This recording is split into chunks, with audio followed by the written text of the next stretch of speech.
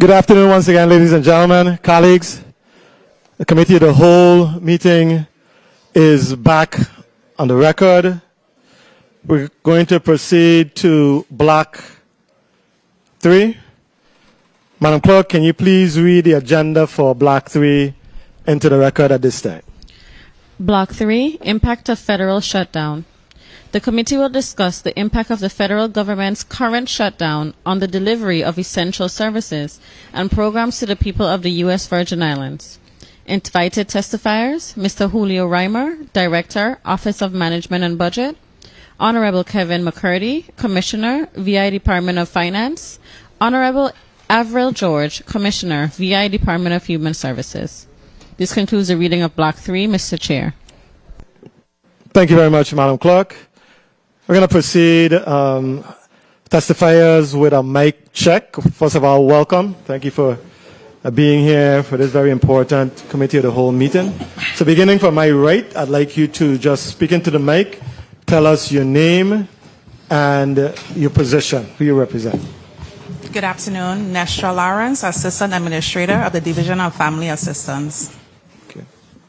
Natalie Bailey, Administrator, Division of Family Assistance. Ms. Bailey.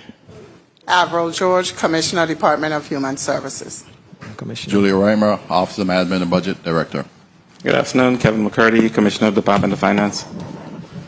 Thank you very much, ladies and gentlemen. We are going to proceed with a testimony. I think you have the one testimony? Two testimonies. Yeah. So we'll start with Commissioner George, and then we'll go to the financial folks. Commissioner George, you may proceed with your testimony. Good afternoon, Senate President Milton Potter, honorable senators of the 36th Legislature and its staff, members of the Governor's financial team, the listening and viewing audience, and people of the Virgin Islands. My name is Avril George, and I serve as the Commissioner of the U.S. Virgin Islands Department of Human Services. I am joined today by Ms. Natalie Bailey, Administrator of the Division of Family Assistance, and by Ms. Nestra Lawrence, Assistant Administrator of the Division of Family Assistance, whose team oversees the administration of the Supplemental Nutrition Assistance Program, SNAP, throughout the territory. We thank you for convening this important discussion on the impact of SNAP during the ongoing federal government shutdown. This crisis began to unfold on October 10, 2025, when the U.S. Department of Agriculture and Nutrition Services issued formal guidance instructing all states and territories to hold their November SNAP issuance files due to insufficient federal funds. That directive was our first official confirmation that the Virgin Islands families could face a disruption in their monthly nutrition benefits. It prompted immediate internal coordination and public outreach to warn our clients and prepare for contingency action. SNAP is more than a program. It is a lifeline for thousands of Virgin Islands families. It ensures that children wake up to breakfast before school, that seniors can put groceries on their tables without choosing between food and medicine, and that hardworking parents can stretch every dollar to provide their families with nutritious meals. While some critics may unfairly characterize recipients as lazy or undeserving, the reality is that the vast majority are actually hardworking individuals facing economic challenges beyond their control. Senators, the federal shutdown threatens this stability. These are not abstract numbers or statistics. They are real people facing real hardship. When federal payments halt, it is the empty lunchbox of a child, the bare refrigerator in a senior's home, or a parent forced to make impossible trade-offs between paying for food or other essentials. Every delayed benefit ripples through homes and neighborhoods, touching the lives of our most vulnerable citizens. While Governor Bryan has advanced a local relief plan to bridge the gap in federal funding, it is important to underscore that this intervention requires legislative approval to proceed fully and lawfully.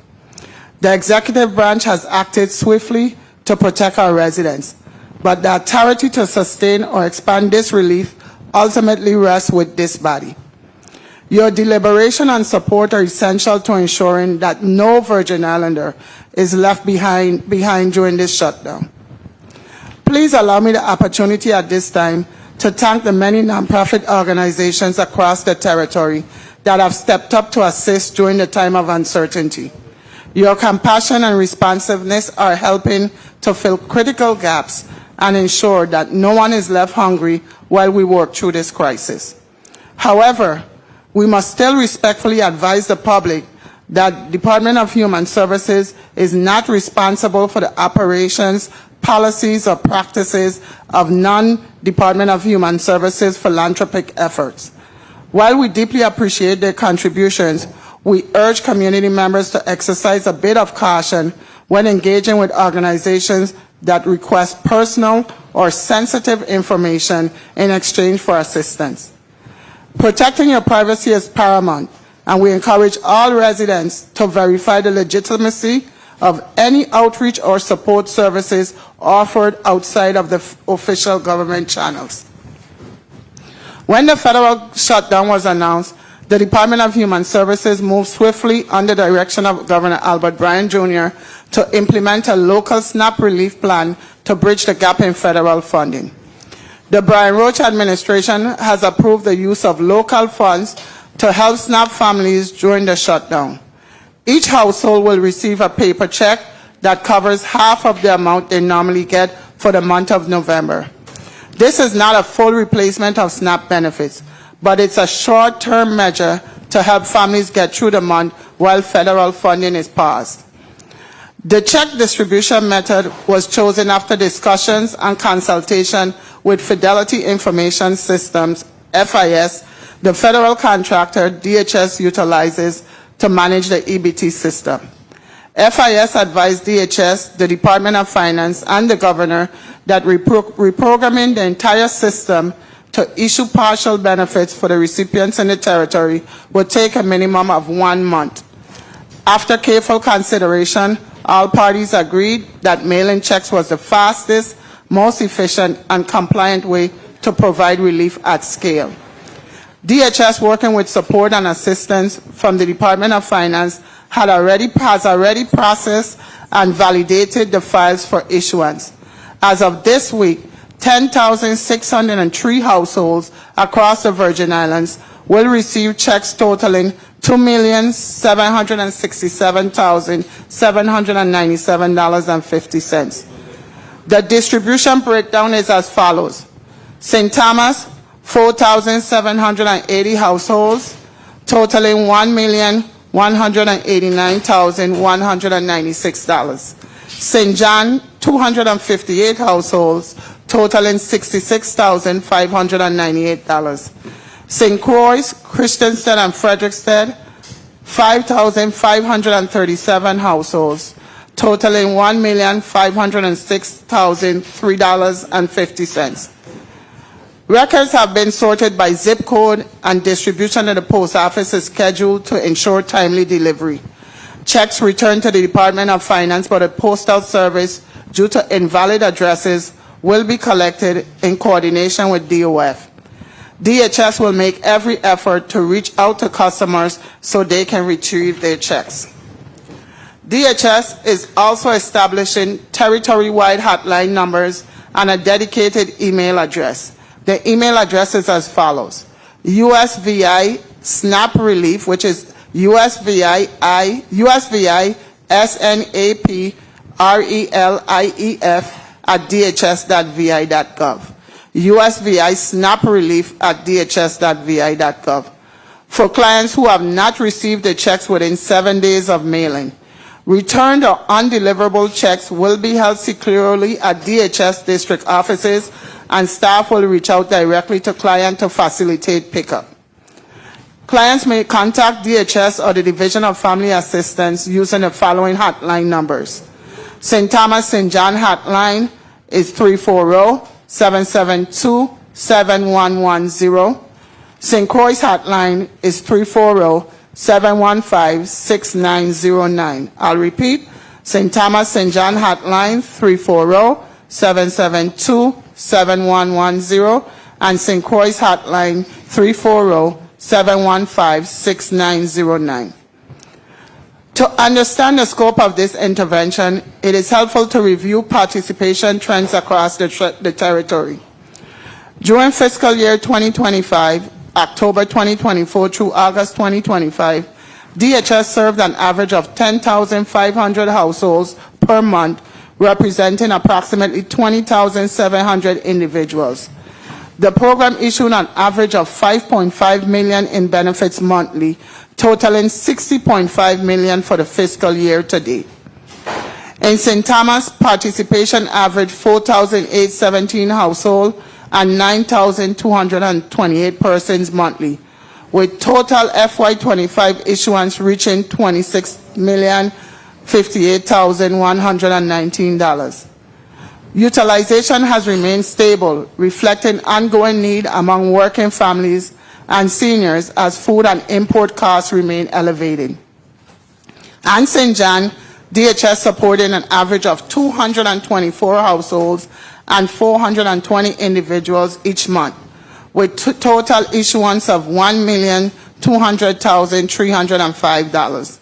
While the overall number of participants is smaller, the impact is significant due to higher living costs and limited retail access for food purchasing.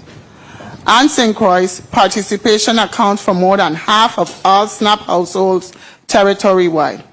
Christiansted remains the largest district receiving SNAP, reflecting both the size of its population and the ongoing economic challenges many residents face. In Christiansted, DHS served an average of 4,841 households and 9,481 persons monthly, issuing $27,565,792. In Frederiksted, the department supported an average of 790 households and 1,944 individuals, totaling $5,731,268. Together, SNAP benefits on St. Croix reach approximately $33.3 million during FY25, illustrating continued economic vulnerability and the importance of this support to household stability. The data tells a story far larger than numbers. In practical terms, nearly 1 in 5 Virgin Islanders rely on SNAP assistance to meet their nutritional needs. Among seniors, approximately 3,400 to 4,100 individuals aged 65 and older, and roughly 1 in 4 to 1 in 6 seniors depend on this support each month. The federal shutdown jeopardizes that stability, particularly for children, seniors, and persons with disabilities. In housing communities on St. Thomas, St. Croix, and St. John, SNAP is often the difference between hunger and stability. Retailers and small grocery stores across the territory also heavily rely on SNAP transactions to sustain business volume. When benefits are delayed, it affects not only households, but also the local economy, from corner markets to food vendors. The federal shutdown, therefore, has a cascading effect. Without the intervention of the Brian Roach administration, more than $5.5 million in monthly spending power would have evaporated from our local economy, intensifying hardship across all islands. Throughout this process, DHS has worked closely with our contractors to ensure that all relief actions remain fully compliant and auditable. Every transaction and correspondence is being meticulously documented for post-shutdown reconciliation, with the understanding that the federal government has indicated these funds will not be reimbursed to the local government. As part of our ongoing coordination efforts, the Department of Human Services will continue to actively monitor the status of all SNAP relief activities, community distributions, and related assistance events across the territory. DHS will provide timely updates to the public using all available communication channels, including official press releases, social media announcements, and public service advisories, to ensure residents receive accurate and consistent information. Our goal is to maintain transparency, prevent misinformation, and reassure families that we are tracking developments in real time as the situation evolves. We thank Senate President Potter for his immediate proactive engagement on this issue and for ensuring that the legislature stands ready to act on any measure needed to sustain or expand local relief. Should the shutdown persist, the department is prepared to present additional recommendations for legislative consideration. In closing, Mr. President and members of the legislature, this is not a crisis of numbers. It's a crisis of nourishment and dignity. The Department of Human Services, in close coordination with the Department of Finance, has prepared a temporary plan to prevent food insecurity amongst our most vulnerable residents. This relief is intended only for the month of November and is a stopgap measure. We do not know when the federal government will reopen, but with the legislature's approval, we can act decisively to deliver this lifeline and protect our people. We extend our deepest gratitude to Governor Albert Bryan, whose leadership throughout this crisis has been personal, hands-on, and unwavering. The governor personally reached out to our EBT vendors, participated in planning meetings with administrators and staff, and worked closely with our team to shape a plan rooted in urgency, compassion, and accountability. He asked the right questions, sought the necessary answers, and remained in constant communication with the Division of Family Assistance. His commitment to the people of the Virgin Islands has been evident in every step of this process. We respectfully ask the honorable members of the 36th Legislature to consider this measure with the urgency and empathy it demands. Your support is essential to ensuring that no Virgin Islander is left behind during this federal shutdown. The decisions made in this chamber will ripple through homes, families, and futures. We must not hesitate to do what is right, even when it is difficult. Once this measure is passed by the legislature, the DHS and DOF teams will move immediately to issue and mail the relief checks so that the families can receive assistance as soon as possible. Every day matters in this effort, and we stand ready to act the moment this authorization is granted. Thank you for the opportunity to testify. My team and I stand prepared to answer any questions you may have. Thank you. Thank you very much, Commissioner George. Director Reimer, or Commissioner? Director Reimer, you may proceed with your...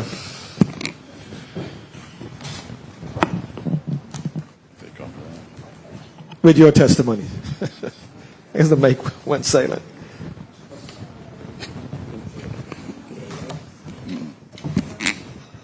Please recognize Senate Director Reimer's microphone. Good. Good afternoon. Honorable Senator Milton E. Potter, President of the 36th Legislature, members of the Committee of the Whole, and the viewing and listening audience. I am Julio A. Reimer, Sr., Director of the Office of Management and Budget. Today I'm joined by my colleague, the Commissioner of Finance, Kevin McCurdy. On behalf of Governor Albert Bryan, Jr., we present the testimony on the impact of the federal shutdown. As of today, October 29, 2025, the federal government shutdown is now 29 days old with no concrete resolution or end. As of October 24, 2025, the federal court system received their last paychecks, and other agencies such as the Transportation Security Administration and the Customs and Border Protection have not been receiving paychecks since the shutdown began. If the shutdown continues, the impact of the Virgin Islands can be costly. With a federal shutdown, when federal employees are not paid, this will result in lower tax revenue for the territory. The revenues that will be affected will not only include withholding taxes, but gross receipt taxes. Senators, this is not only an economic impact facing employees not being paid, ability to pay their expenses, to include mortgages, loans, and just going to shopping for essentials will severely be impacted. Therefore, today, while we look at the SNAP program, we need to look at the full economic impact of the federal shutdown. First, let me estimate the loss of SNAP shutdown negatively impacts the USVI. The Bureau of Economic Research estimates that the loss of household income of the $6 million per month to SNAP recipients in the territory on a monthly basis will have a negative induced impact on 16 jobs in the Virgin Islands. Let me explain further. Once they don't go to the grocery store and you're working part-time, the first thing the grocery store do in terms of not making money, they start to lay people off. So therefore, there will be an impact there. There also will be an impact in terms of a loss of about $723,412 in labor income, the loss of $2.12 million in territory-wide economic output, and a loss of $1.7 million one-time contribution to the gross domestic product. There is also an estimated loss of $315,000 in taxes in the territory over the same monthly period. SNAP currently supports 21,000 residents in the territory, a quarter of the Virgin Islands population. The ongoing federal shutdown has had a serious and immediate repercussions for the USVI, especially regarding Supplemental Nutrition Assistance Program, which aids about 21,000 residents or 10,600 households, a quarter of the territory's population. The potential negative impacts of halting SNAP benefits are significant and putting thousands of families, seniors, and children at risk for inadequate nutrition.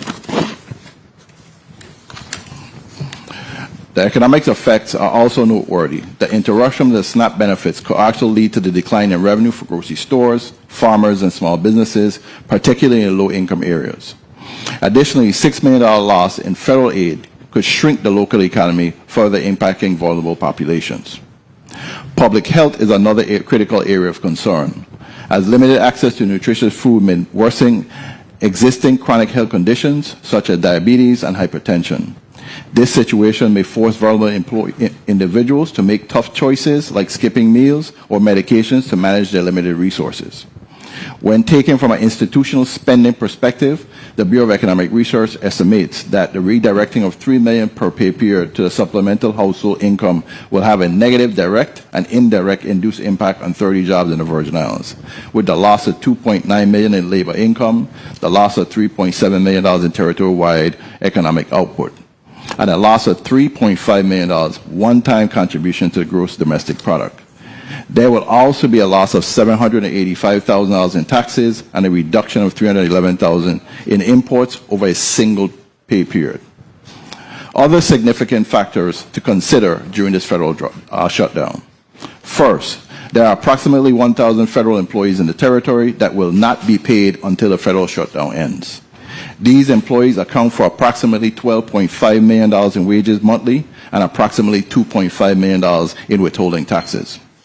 The Bureau of Economic Research estimates the loss of economic contribution from the 1,000 employees paid by federal funds and earning $12.5 million per month will have a negative and indirect impact on 965 jobs in the Virgin Islands, with the loss of $14.1 million in labor income, the loss of $17.2 in territory-wide economic output, and a loss of $16.2 million one-time contribution to the GDP.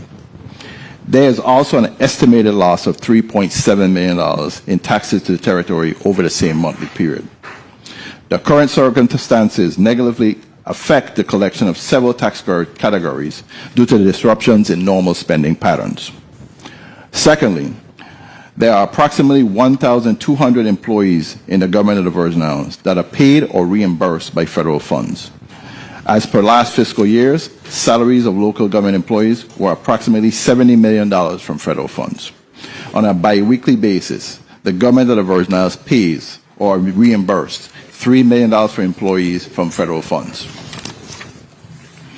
The Bureau of Economic Research estimates that loss of economic contribution from 1,200 local employees paid by federal funds and earning $3 million per pay period will have a negative and indirect impact on 1,192 jobs in the Virgin Islands, with a loss of $3.4 million in labor income, the loss of $4.1 million territory-wide economic output, and a loss of $3.9 million one-time contribution to the GDP. There is also an estimated loss of $885,000 in taxes to the territory over the same period. Third, the federal shutdown can sever the reimbursement lifeline that sustains our core public health workforce and systems behind them. The Virgin Islands Department of Health federally supported payroll exposure is $431,729.81 per pay period. That just to keep people at work. Layered on top of this is a biweekly operational requirement of $501,535 for grant-funded program operations, systems hosting, vendor obligations, clinical and surveillance inputs, exercises, supplies, and other non-payroll costs that would make these people effective. Together, the immediate exposure of $933,264.81 every 2 weeks, or $1.9 million monthly. Finally, I would be remiss to not mention the implementation of the new minimum wage in the government of the Virgin Islands. Senators, as we implement, the implementation is costing the government an additional $500,000 of salary and benefits, and will have an impact on the government's ability to meet obligation with a continued shutdown and reduce revenues.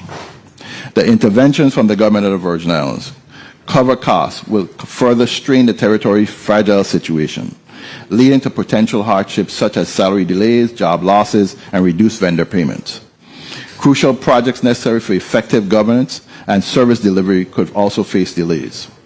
Additionally, the closure of national parks and slowdown of federal services, including passport application and disaster recovery efforts, could exacerbate the difficulties faced by the territory. Senators, in conclusion, the federal shutdown, as it continues to drag on, there are significant risks outside of the SNAP program that affect the Virgin Islands economy.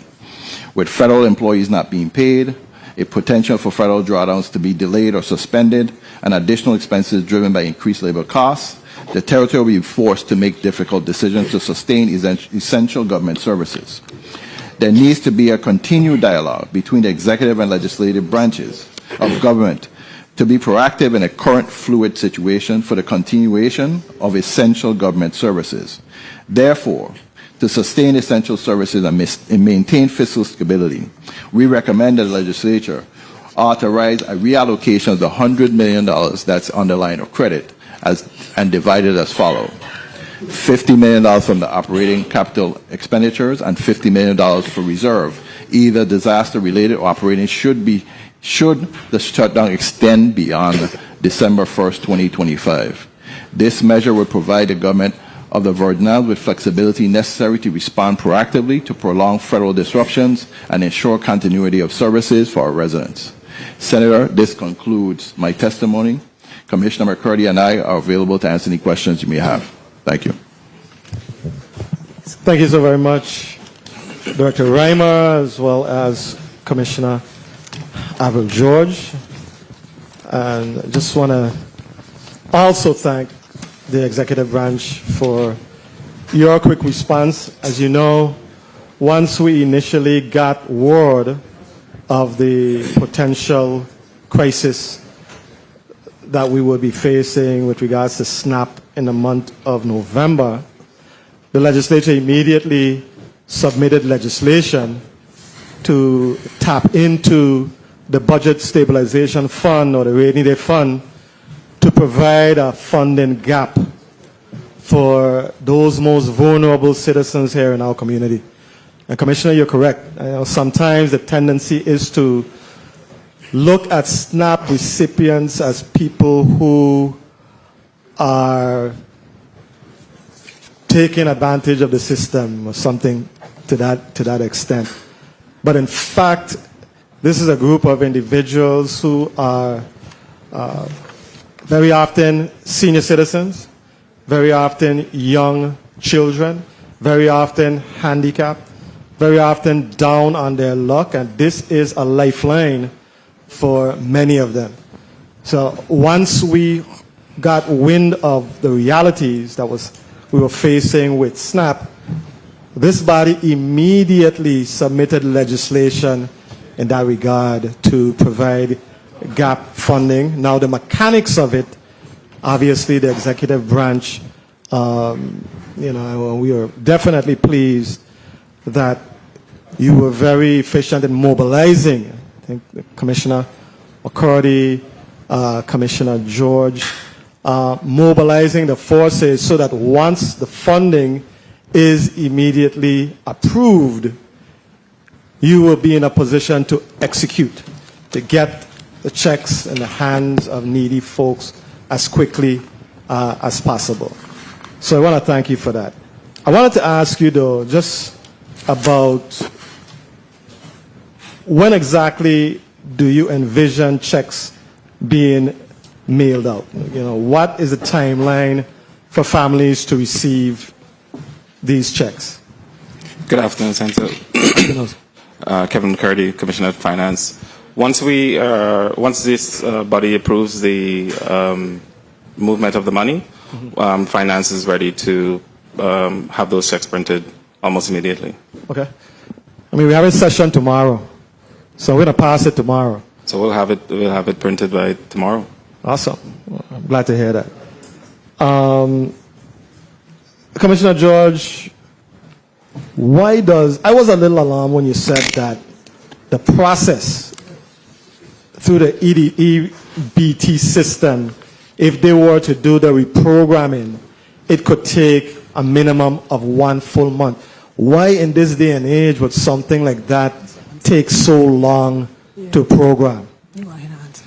Commissioner George, due to the fact we're only paying half of the benefits, we'll have to reprogram the system because we'll be doing something outside of our regular process. We can't mess with the system we have current now because once the federal government opens back up, that system automatically gets turned on and individual will get a full month allotment. So we'll have to reprogram outside of that regular system that we have set up for normal SNAP benefits to go through. And when we met with PSI, who is our contractor for the program, they said in order for them to reprogram and put that half amount that we're using, it's going to take approximately a month. Yeah, I definitely hear what you're saying, but in my mind, in this age of technology, advanced technology, AI, I don't know how it should, and I know this is outside of your wheelhouse. You're not the technician, but it would seem to me as though this would just be a matter of going on the system and doing the programming, that this entity, this software and company should be able to do that. And if not, might not it be time for us to examine other vendors who may have a more flexible system so that in circumstances like this, we would be able to more quickly make some of the changes with regards to the system. That's just my thoughts. Okay, point taken. I am not a technology person, but it just seems to me that it shouldn't take a month for an experienced software programming company, or whatever it is, to reprogram the system to produce checks for 50% as opposed to the normal 100%. That's just my thoughts. Senator Alma Francis Heiliger, you're recognized for your 3 minutes. 30? 3. Oh! 3. 1, 2, 3. Thank you so much. Not 30. Good day to my colleagues. Good day to the people of the territory. Good day to the testifiers. I know that this is very important when it comes to making sure that the people of this territory, especially those in need, are fed. My biggest concern is with the check thing. I'm going to be honest with you. There's going to be situations where some people aren't going to eat. Because when you one of the reasons why I remember the government had stepped away from even giving away the food stamp, the actual book, because people were trading them off for cash. And children weren't eating. It was a debacle. And we got to the point where we ended up with the EBT card, because that way it was a way to streamline directly to force them to actually purchase food, as opposed to using them booklets for something else. So I'm trying to figure out, why couldn't we have figured out a way to put that 50% balance either on a gift card, where you guys had maybe partnered? We live in a small community. There's only X amount of grocery stores in the territory. So why wasn't the effort put in more to say partner with the grocery stores to say, well, okay, are you willing to accept these gift cards as opposed to giving out cash? Because to me, we're going down a realm that's potentially dangerous. And I actually want our people to actually eat as opposed to using that cash for other things. Some of that money is going to get used for everything else but food. And that's what I'm worried about, if that's where we're putting the money towards. What are your thoughts on that? Commissioner Avril George, I'll start with your first statement. I want to say this diplomatically. I want to say it right. Go ahead. Even with the EBT cards, we have fraud. Yes. Okay? That's the bottom line. That's it. Second thing is, we have tried gift cards in this community before in various different sectors, and it'll be a disaster. Okay? Number one, I don't have the staff for somebody to stand up by the office and give out thousands of gift cards. We don't have the staff level for that. Number two, it's the onus of the individual to do what is right. We can't dictate what somebody, if you choose to spend the cash and do something else, not feed your children, that's upon you. Your child can stay hungry. But we gotta develop a system where we put the onus on the individuals that we're dependent to do the right thing by the services that they get from Department of Human 30 Services. seconds. I can't be responsible for that, Senator. All That's of that, it. I understand. And I understand your Yeah. point. All of that's nice. We can't legislate morality, but as leaders, we still have to have protective guardrails to at least make sure that the majority of the money could potentially be funneled in the right way. That's my concern. And this was the easiest way to get them the money fast before the first. After the first, if these individuals don't get paid, people are going to be hungry. They're accustomed to get their allotment by the first, which is, we're talking Saturday, which they would have gotten their EBT card loaded by Friday. So we had to find the most simple process to get these things in individuals' hands so they could provide by cutting checks. Okay. And it was the most simple process where DHS don't hold the burden. With DOF help, the checks go in the mail and individuals get their checks right away. Well, Mr. Chair, I heard time. Could I just ask one other question? You may wrap up, Senator. Thank you so much. The other thing I wanted to ask had to do with the statement about the $100 million line of credit. I'm not sold on that either. I know the whole history with that. I had quite a bit of battle to try to protect some of it for what it was intended to be for. Where is that coming from to potentially now shift it to go towards other purposes? So, Senator, at this point, based on the information we're getting, especially speaking with the U.S. sector of the federal government, especially the Treasury Secretary, if this shutdown goes past November 15th, the U.S. government has $0 to spend. We have to be prepared when that shift comes. $3 million a pay period for federal employees, no federal employees being paid locally. We have to be ready for that shift to be proactive. We might not need it, but at least we'll have the authorization if we need it to move forward. If it goes past November 15th, it's just chaos. Remember, on Saturday, not outside of SNAP, WIC now stops. So you have a whole nother segment of individuals being stopped in terms of benefits. So we have to look at it proactively across the board. I'm not looking at it from a SNAP point of view or WIC point of view. I'm looking at a community-wide point of view. And your ultimate calculation to this $100 million, if we had to release some funds, would you be amenable to a quarter of it? And if anything happens, if something doesn't happen to that extent, we shut it down? Because I will never feel easy. So that's why I put the caveat in there. Releasing a whole 100 million. The caveat is $50 million initially. If it goes past December 1st, then we'll basically take the process and say, hey, we now have another $50 million available, but we not want the whole $100 million up front. We're talking about $50 million being available so that we can actually go and say, well, hey, we have this $50 million to say that we can continue the operations of government until the federal government opens. We might not need even $50 million, but we're not sure because we don't know how long it's going to last and how bad it's going to be. We don't know. Okay. Well, the last thing I want to say is I want to thank the governor of the Virgin Islands for really coming around and working with the legislature on this project. Because when we initially put it out to the public that we had attempted to tap into the rainy day fund, I thought it was something was very positive for us as a legislature. And I'm very happy that he chose to come on board with the legislature, that we could collectively work together to do what is right on behalf of the people of this territory. Thank you so much. Thank you very much, Senator Alma Francis Heiliger. Senator Franklin D. Johnson, you're recognized for your 3 minutes. Good afternoon. Thank you very much, Mr. Chair. I'm so glad that my colleague finished off with that, because the record needs to be placed that this body did arrange meeting with Human Service to come to these same type of arrangements. We didn't have that meeting.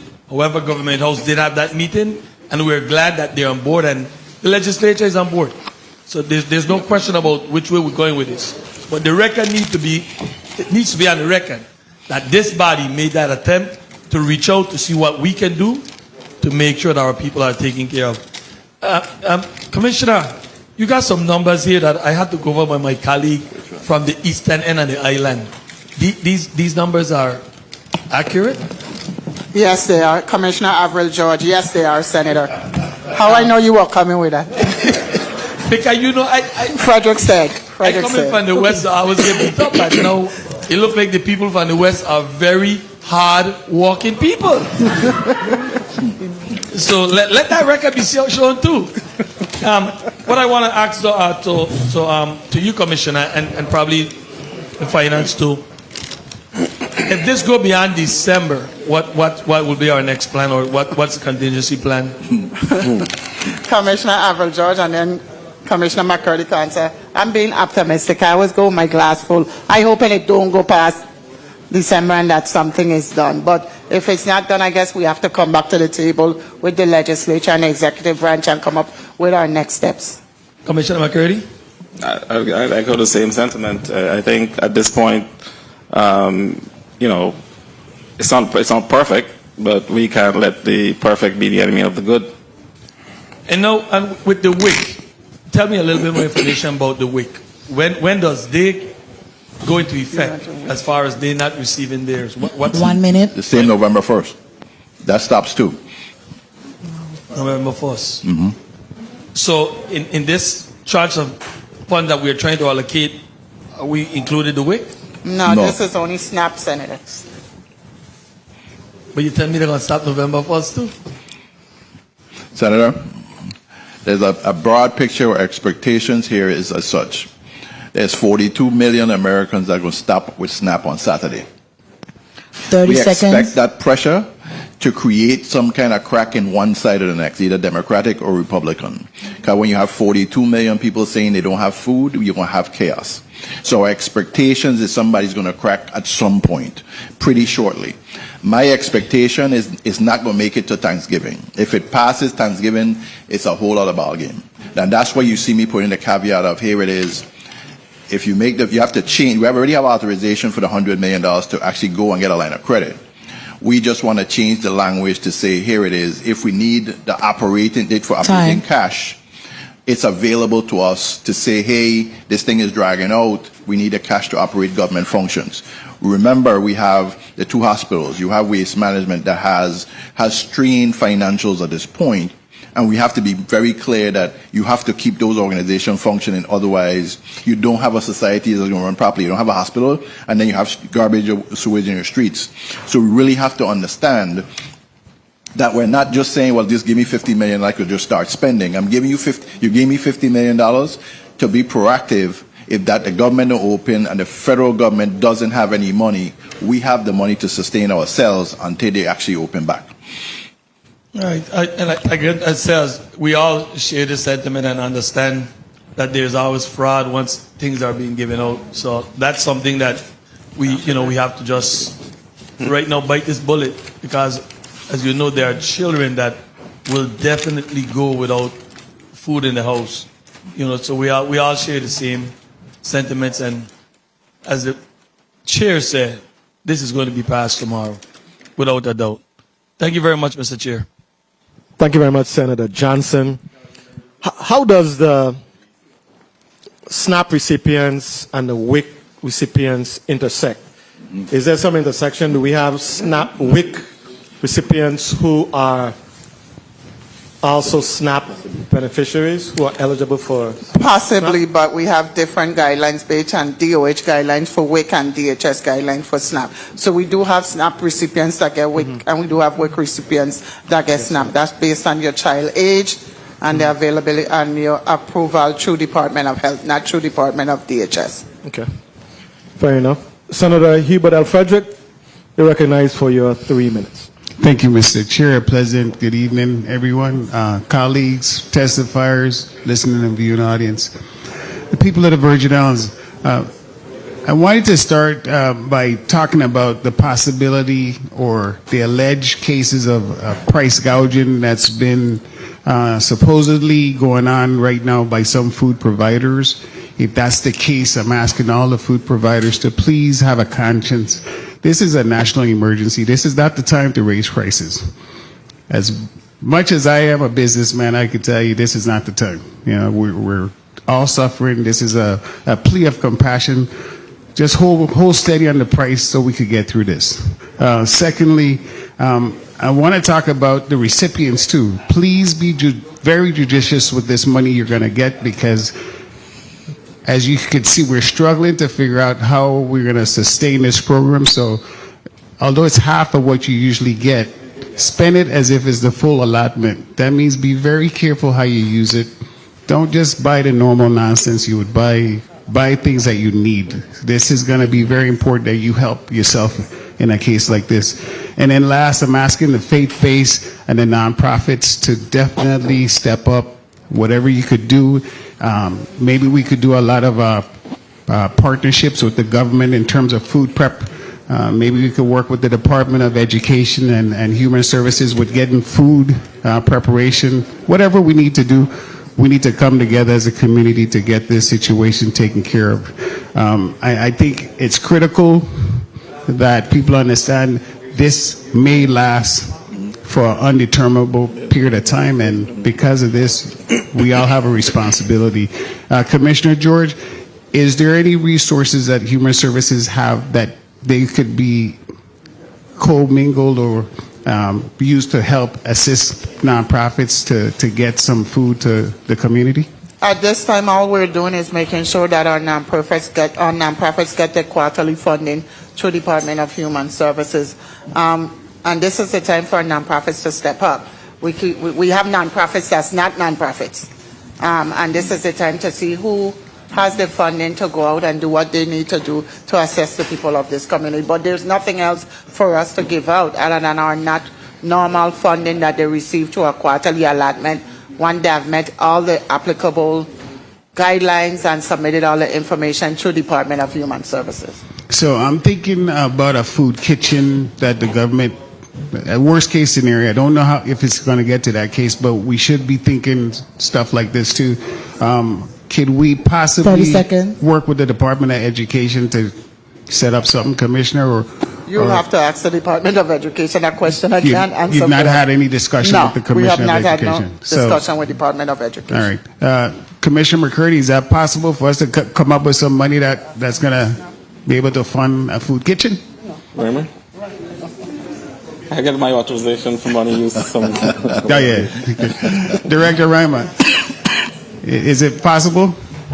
It all depends on the number of people, how much it's going to cost. Right now, you're tapping into the actual rainy day fund at this point at $2.7 million. But you always depend on what you're planning. A food kitchen is a whole other thing. That's normally reserved for nonprofits. Government don't do well in trying to run things they don't actually run on a regular basis. Mr. Chair, if I may just wrap up real quick. You may wrap up, Senator. I just want the public to also know that there's only 4 states that have a contingency plan to pay out. Of all 50 states, only 4, and the Virgin Islands would be a territory that's stepping up. The other 36 states all they're doing is sending out notifications. So I commend our government, our community for this effort. So guys, we're proactive and we're doing what we have to do. Thank you so much, Commissioner and Director and Commissioner of Finance. Thank you all so much for everything you do. Appreciate it, Mr. Chair. Thanks for the time. Thank you very much, Senator Frederick. Senator Johnson, you're recognized for your point of information. Thank you very much, Mr. Chair. It's to Director Rayma. You showed a lot of numbers of a lot of losses with all the federal employees that are not working. Correct. And my question to you is, once the government open back up the federal government, these people will be getting a back pay, would they? Well, that's the hope. Currently, based on the rhetoric that's going back and forth, the president really don't want to give any back pay. That's a whole other story. But by law, they have to be paid because they're currently working. And then that will put us back pretty much in line.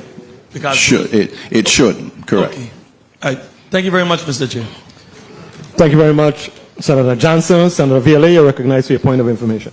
Thank you, Mr. Chair. I just wanted to remind my colleagues that this body is the appropriating body. We don't ask OMB if they have any additional monies that they can give. We appropriate through legislation. It's the will of this body. Thank you so much, Mr. Chair. Thank you very much, Senator VLA. Senator Carla Joseph, you're recognized for your 3 minutes. Thank you so much, Mr. Chairman. A pleasant good day to everyone.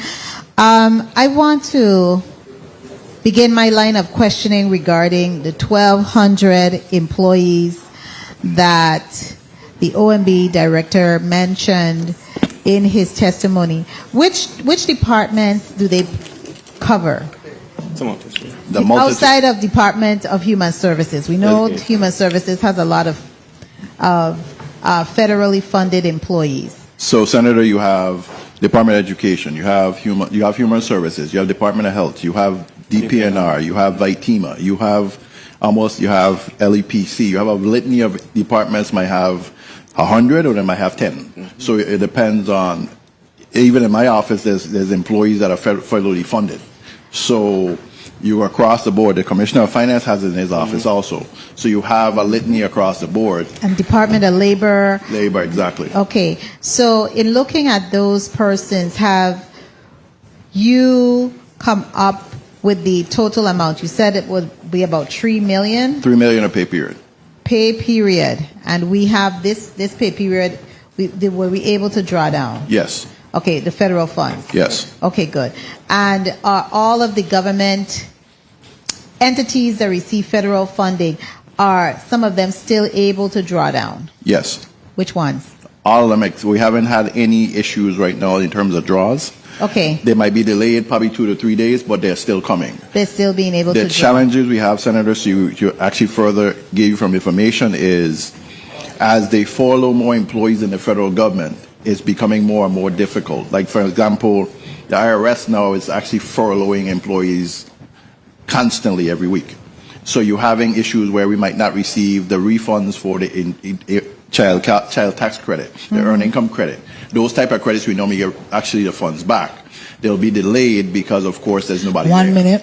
How long are you looking at the delays now compared to when the government was operating as usual? In regards to drawdowns for payrolls, like basically some departments 3 days. In terms of the IRS, they basically, for the credits, have stopped. So the IRS credits have stopped. Because there's nobody there. Did you get any correspondence from the IRS stating when they're going to resume or if they're going to resume any communication? No. 30 seconds. Okay, any communication from the Treasury Department? Are they still operating? Are you still being able to draw down on funds from the Department of Treasury? Yes. And the Department of Interior? Interior is delayed. Delayed. How much days? 5 days. 5 days. And that is this affecting your cash flow? Currently, it's not affecting cash flow yet, but we see it coming with probably in the next couple of weeks. Okay. How much cash you have on hand now, Commissioner McCurry? We have 7 days of cash. 7 days. Yeah. And I remember before you had said it was at least twice that amount of days. Yes. Okay. And Mr. Chairman, I just wrap up. When you say 7 days cash, how much is that? How much does it equate to in So numbers? we're looking at about between $62 and $68 million. Okay. But that is to include payroll tomorrow and health insurance as well. Thank you so much for your line of responses. Mr. Chairman, thank you so much for the time. I appreciate it. Thank you very much, Senator Joseph. Senator Novel E. Francis Jr., you're recognized for your 3 minutes. Thank you. Thank you very much, Mr. Chairman, and good afternoon. Thank you for your testimonies. And a hungry man is an angry man. It's the worst feeling in the world when a parent have to look at a child that complain that they're hungry. It makes a sane man do insane things. So I really want to thank my colleagues, thank the executive branch in coming together to bring some relief and perhaps a crisis aversion. Yep. The poverty rate in the Virgin Islands has been deemed to be about 22.8% as of the 2020 census report. So we know that there is some issues ahead if we're not able to avert this situation that we're occurring. So I think the continued dialogue is important, and we need to continue to work together to make sure that we're providing the executive branch with the opportunities to meet the needs of this community. So I look forward to being a part of that process. We also have to be mindful and have the conversation about the mindset of our recipient. This is 50%, half of what they traditionally get during the disbursement on the first of the month, which means that behavior changes don't be required. You can't continue to do the same thing the same way because, again, there is a 50% reduction. So we're reaching out and asking our beneficiaries to be of utmost consideration to this funding that's being made available to you and to use it wisely and make sure that your families are buying the necessary things and making sure that you have a meal to eat. In terms of public education, Commissioner, I wanted to ask you, how have you been able to at least alert the community, the beneficiaries of what's occurring, and what is to come in terms of the very near future in respect to the disbursement limitation? Commissioner Avril George, we have sent out notices of what we use through our system to each recipient.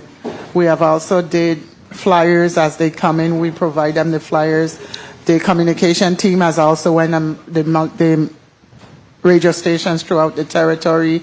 We also have our social media, Facebook page, our Twitter, and we constantly be sending out messages. A lot of people had come in when they heard it on the radio, and the team was able to explain to them what we're looking to doing, and we're going to continue that process, as well as making sure people know if they don't get the checks, that they can come in the office, they can call the hotline numbers, because we're going to be there to assist during this difficult time. Very well, thank you. And I'm hoping that that education continues to, kind of provide some advisory and awareness as much as possible. And of course, OMB and Finance, Mr. Chair, if I may just wrap up here.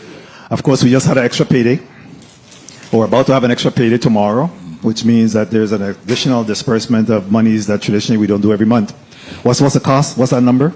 For payroll? Yes. Payroll is between 21 and 25 million. 21 to 25 million dollars that will be dispersed tomorrow. Again, so that already put us at disadvantage going into November. That's right. So certainly we got to be mindful of that as well. So we have a work cut out for us. We all got to be cautious as we proceed. But again, the legislative body is here to support the executive branch in being able to move whatever is necessary for us to meet the needs of this community. My commendation again onto my colleagues, and thank you to the executive branch. Thank you, Mr. Chair. Mr. Chair. Thank you very much, Senator Nobel Francis. Maybe about a week ago, I had the opportunity to speak to the commissioner of, I guess, what's equivalent to the commissioner of human services for the state of Colorado. And they were experiencing the same struggles like everybody else as far as finding a solution for this potential crisis. And what she told me was that they took a three-pronged approach. They tapped into Colorado philanthropic organizations, supermarkets, as well as tapping into their rainy day fund. So they had a big involvement. So it was a coordinated effort. But they had a big involvement from the supermarkets, who really are the beneficiaries of literally millions of dollars from, SNAP, the SNAP program. So they were more than amenable to putting something on the line in this difficult, unique situation. So I take it, Commissioner, that that's not something that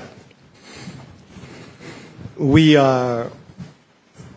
I know the dynamics are different, but just the notion of having a coordinated dialogue or effort with the supermarkets, nonprofits, to sort of have a more, we're doing 50% now, but to fill whatever remaining gaps that might exist. Just your thoughts. Commissioner Avril George, we did have nonprofits that reached out to us in regards to getting guidance on what they can do if they want to do like food bags and stuff like that, and we gave them directions on what the process that we think will work. But are we intricately involved in their distribution? Not at this time, Senator. Thank you for your response. Point of information, Senator Francis. Sorry, Carly, just one quick thing that I had written down here that I forgot to ask. During Irma and Maria, we had difficulties in individual having their ID card to be able to cash checks. Do you foresee this as an issue or concern in respect to the ability of some of these beneficiaries to be able to cash these checks? Yes. Natalie Bailey. Natalie Bailey, Administrator. One of the things that we're going to be doing is reaching out to the banks to speak with the banks to see if they could, so they know that we're going to be having these checks issued. Also, if the person has persons who are maybe taking care of elderly persons they could be authorized reps also, and maybe deposit the checks that way. But we've been receiving calls in reference to that with persons saying they're having issues with that. So we're going to be reaching out to the banks as well as meeting with each one of those persons who are having issues. Okay. Thank you very much. Senator Clifford A. Joseph, you're recognized for your 3 minutes. Thank you for the time, Mr. Chair. And good afternoon to the testifiers, and thank you guys for the compliment of those testimonies you had, because all the information is good. I know I listened to Dow this morning saying pray for Jamaica. We gonna soon need to be praying for ourselves. Let's be real. I mean, some people talking hungry, some people ain't talking about hunger, but let's be real.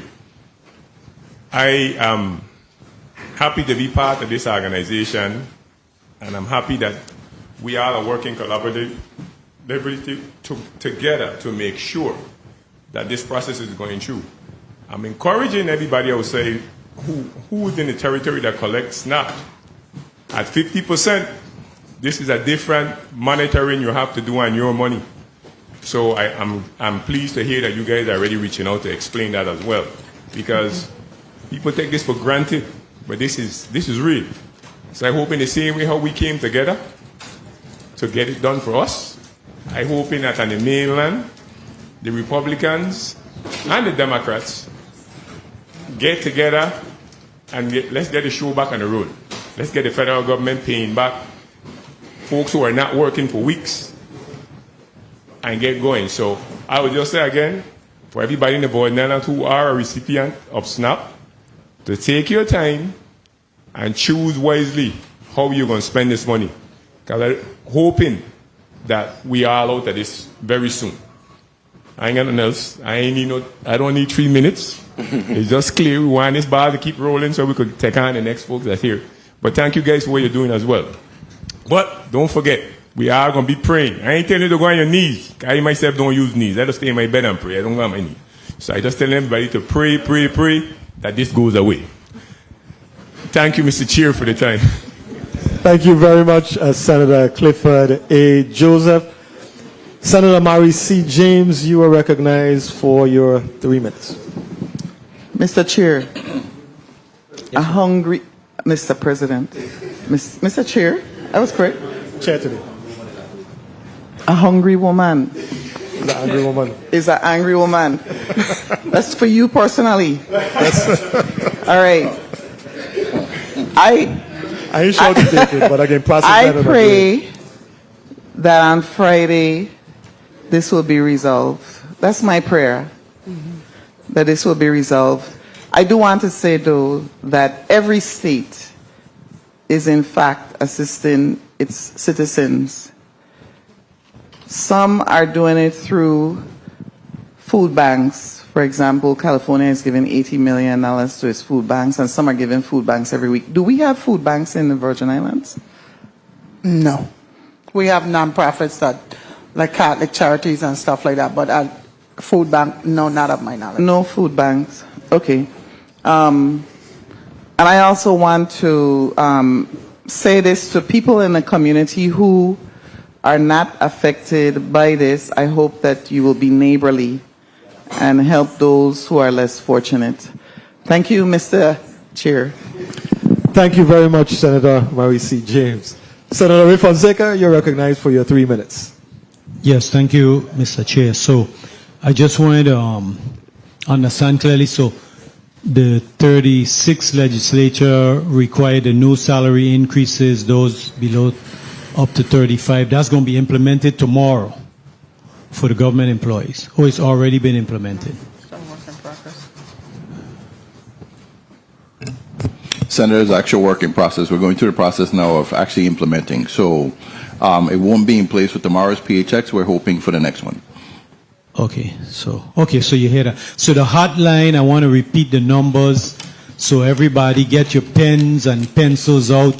I want you to write this important number down because the checks are going to be coming in the mail, and if you have any problems, cashing them, etc., we're going to have you call 340 on St. Thomas, St. John, 340-772-7110.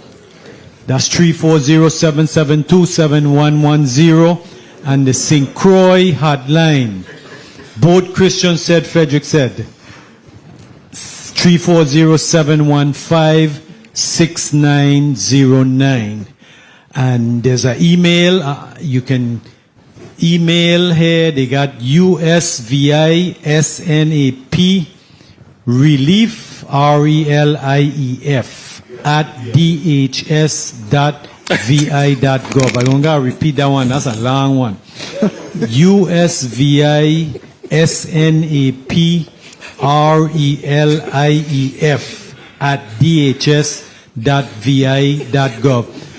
Commissioner Avril George, who are they need to contact? Any particular person, whoever answered the phone? Thank you for being my PIO, Senator Fonseca. Yes. But you are correct. That's the numbers, and once they call, we're going to have a dedicated employee there to answer the phones, and we have the emails going to specific individuals that we can monitor it, because we're still operating, we're still in business, so we're trying to separate this from the employees doing their regular duties that we get. All hands on deck with this one. Thank you, Mr. Chair, for the time. Thank you very much, Senator Fonseca. Senator Marvin A. Blyden, you're recognized for your 3 minutes. Thank you so much, Mr. Chair, and good afternoon to my colleagues again, and good afternoon to the testifiers, and thank you so much for your testimony. Some real good information came forth. I just want to really state in respect to the situation we find ourselves in with SNAP and WIC recipients, and many of them that basically needs assistance in terms of not only receiving a fund but knowing how to spend the funds wisely, because bad habits are hard to break. And I know I grew up with 13 siblings. It was very difficult for my young boy growing up. And one of the things my mom did usually, when she cooked one meal. If you're not allowed to do anything, everybody have to eat from the same pot. You got to do things differently in order to survive. Period. It's half of the money that they're getting. They're not getting the same amount. So you got to be creative with your family and make sure and assure you that your kids eat. You don't buy something for everybody. You don't go out and do different stuff. That never existed in my family. We had no choice. So you got to change some bad habits. And I believe part of that from the Department of Human Services, you really need to educate your recipients. I mean, it's not part of the job, but it comes with the territory. And just assisting others and reaching back and giving good information to assist them moving forward. I know in respect to many of the non-profit organizations around here, they also hopefully can assist.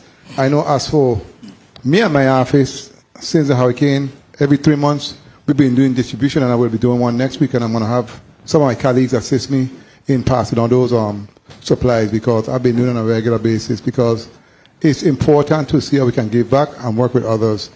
And I usually deal with the elders and the disabled on a regular basis. They look forward to that because it's difficult. Many times, many of them actually, Carl, when you bring the next one, so we understand the difficulties we're facing in the territory. Food is very expensive. For any of us, it's very expensive to eat a good meal. Only junk food, cheap, which is ridiculous. So nonetheless, I want to thank my colleagues for actually working with the administration in terms of assuring that we can do something for our people in respect to assuring that they have a meal and they can actually do what needs to be done to move forward. Again, thank you so much, Mr. Chair, for the time. I don't need 3 minutes. Thank you. Thank you very much, Senator Blyden. 13 siblings, Senator. It was 8 of us, so you beat me by 4. Wow, by 5. Excellent. Senator Corville, you're recognized for your 3 minutes. Thank you so much. Between the two of you guys, that's 21. More than this whole legislative body. That's just like, made me lose focus. I didn't believe anybody could have beat you, Mr. Chair. I'm shocked. Really make me lose focus. We're in a bad situation. I just want people to really, really understand that we are in a horrible situation. So you're hearing all the numbers being called here. But the reality is this government can't sustain this for too long. Right. I don't even know if we could sustain this until December. Right. Because as this shutdown proceeds and individuals aren't getting paid, collections are going to decrease. So we already have projected certain numbers to fund departments. And if we're not collecting those monies, then vendors aren't going to be paid because the first payment is going to be payroll and then health insurance. So we're in a bad place. And if you look at WIC ending on Saturday, you look at the possible impact to our entire school lunch program that deals with not only public school but private and parochial. You look at Head Start that is funded with federal funds. You look at our special education department, which is funded with federal funds. All our federal employees who are not presently being paid right now and missing a paycheck this week, and some missed it last week. You're looking at those employees who work for the government of the Virgin Islands who are paid with federal funds, 50%, 75%, 33%. All the money got to come from the GVI. Wow. So we're in a bad case. So anybody out there that believes that everything is going to be easy, it's not. So you need to budget.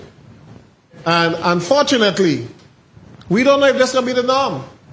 We don't know if 2 months from now we're going to have a shutdown again. We don't know. We don't know if next fiscal year we'll have a shutdown. So we got to make sure that we prepare as Virgin Islanders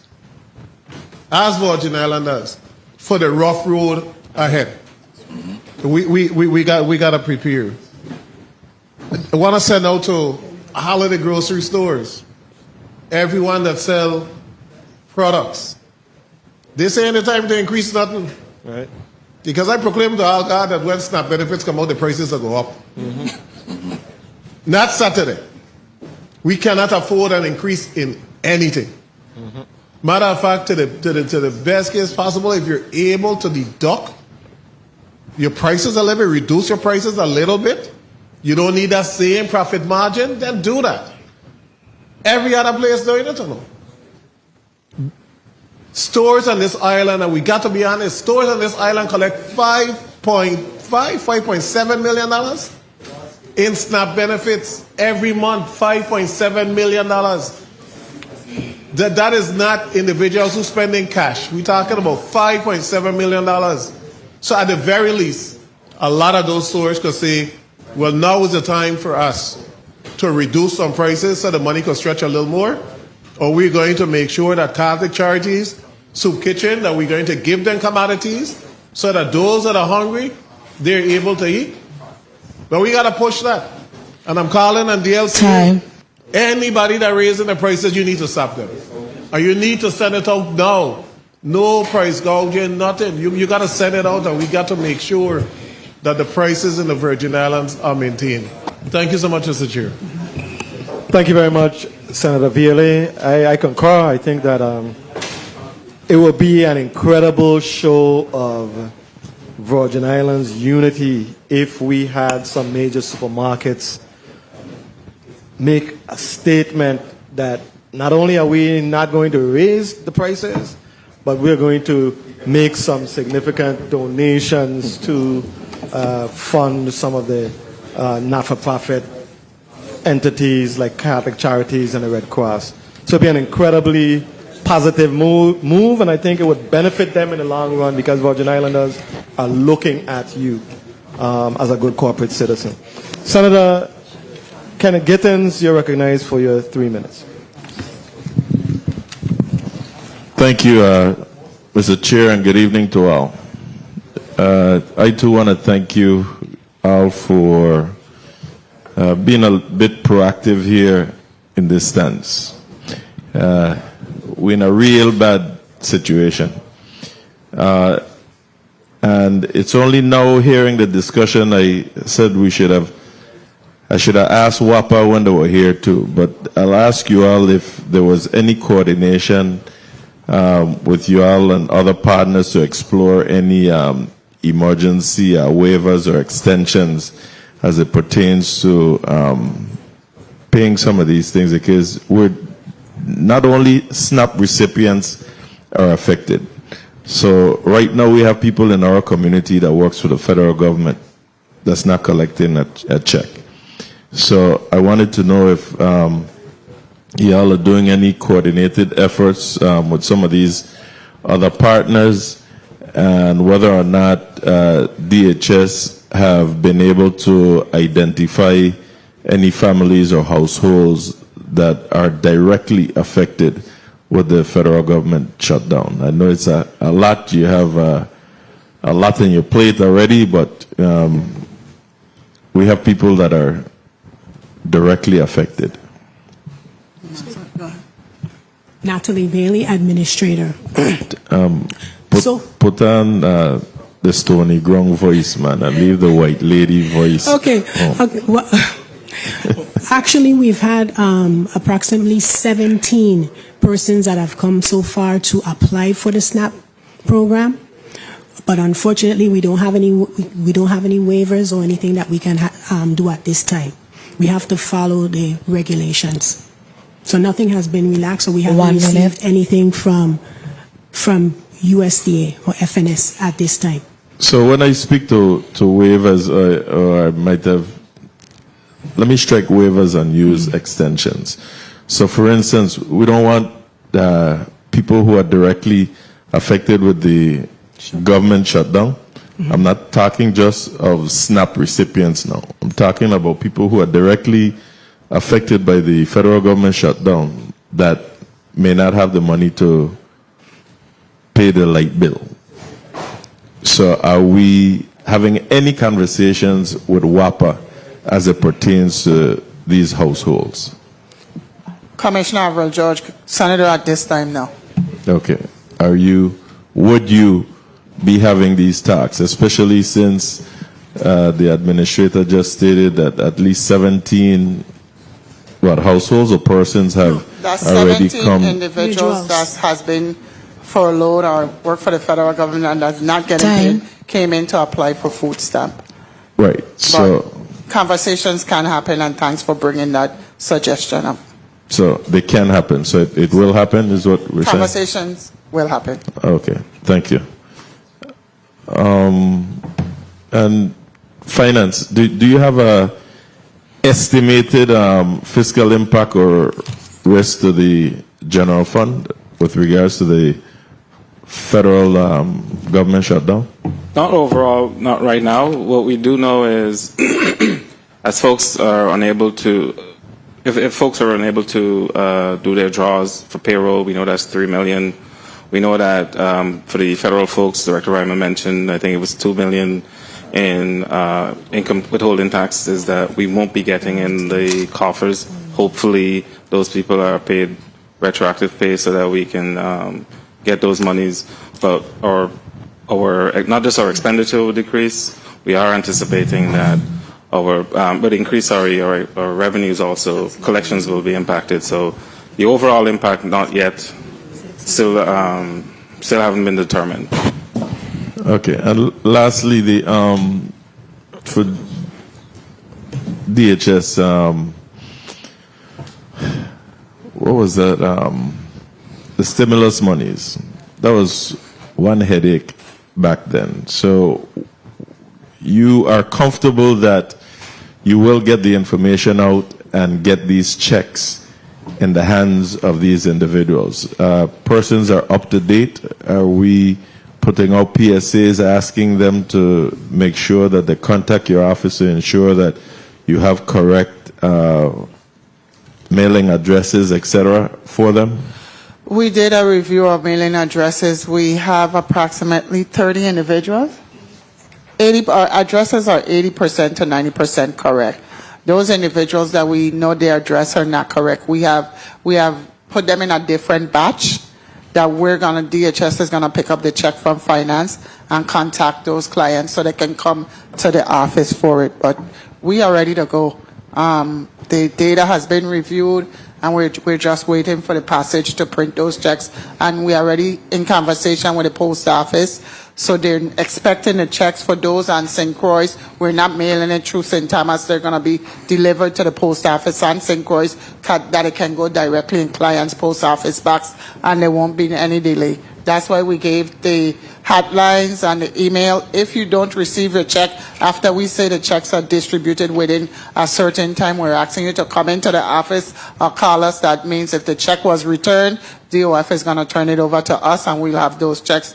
And we have looked at every angle to make sure that this is a smooth process. And lastly, is there any segment of our community that you are concerned about with regards to this situation? Our top priorities are seniors and our individuals with disabled children and special needs children. That is our concern right now. And the homeless. So meaning, but how are you addressing those concerns? The only person that we gotta go with the batches. We can disseminate by special need, disabled, or seniors. It's how the batches was created. The only thing we did was make sure that our homeless population, we know our homeless individual that comes in the office, so they have authorized representatives that we're going to be able to get the checks to them because we're picking those checks up. Okay. Thank you. You're welcome. Thank you for your responses, and let's go for it. Thank you, Mr. Chair. Thank you very much, Senator Gittins. Colleagues, we have exhausted this final round of questioning. It's been a long day. We still have the Constitutional Convention to come on board. So, Commissioner George, I'd like to give you an opportunity to provide us with a 30-second wrap-up, as well as Director Julia Reimer. I'll conclude by saying this is trying times. Not only the SNAP recipients going to feel it, our whole community going to feel this the effects of this federal shutdown. All I can say is pray for us.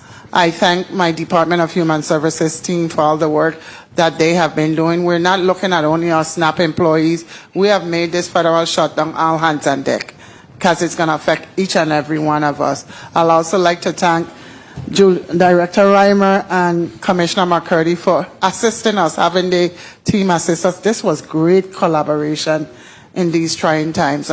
Meetings at night, phone calls, the many emails I've been sending them. I'll give them a break after this pass, but the team has really stepped up in this hard time. I'd like to thank the executive branch, Governor Bryan and his entire team that stood with us through every process, because we wanted to make sure that they understand what is needed by the Department of Human Services to get through this challenging time, and they did step up. So I want to thank them. I also want to thank the legislature, you and all the senators here, for collaborating with us and stepping up to the plate to make sure that the community know that we can work cohesively in times of need. So I really appreciate each and every one of you. And as we just say, DHS on the rise.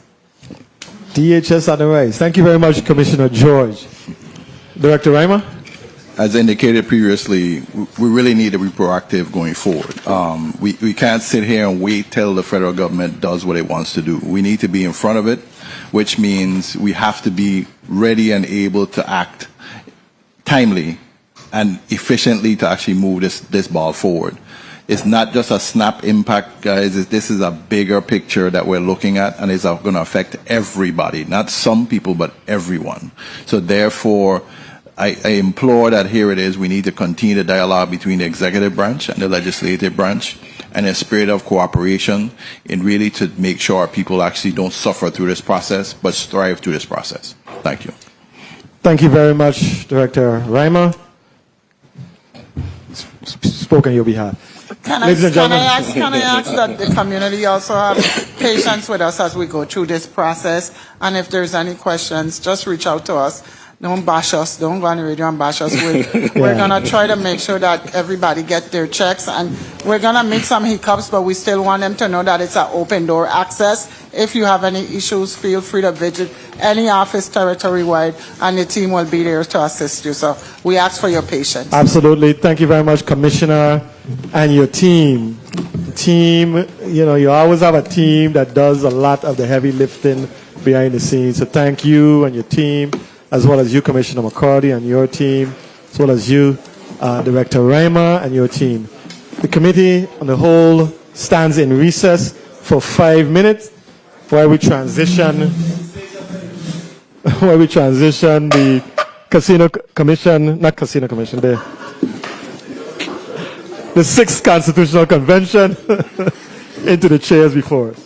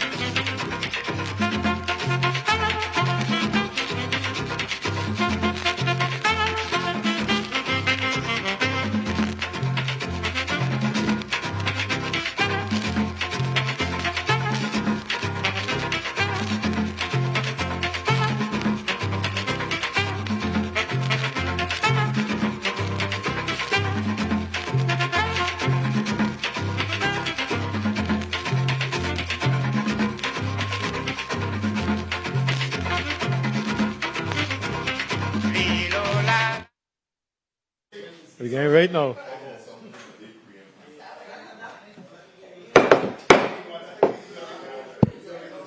Good evening, colleagues. Good evening to the people of the Virgin Islands. Special good evening to our testifiers. We will resume a committee of the whole meeting. Madam Clerk, can you please read the final block into the record? Block number 4, Virgin Islands 6 Constitutional Convention. Bill number 36-0201, an act extending the deadlines for the 6th Constitutional Convention of the Virgin Islands and appropriating funding for the convention. Invited testifier, Mr. Uzi Richards, Chairman, Virgin Islands 6th Constitutional Convention. This concludes the reading of block number 4, Mr. Chairman. Thank you very much. We're going to ask the testifiers to just check their mics and just tell us your name and your position, beginning from my right.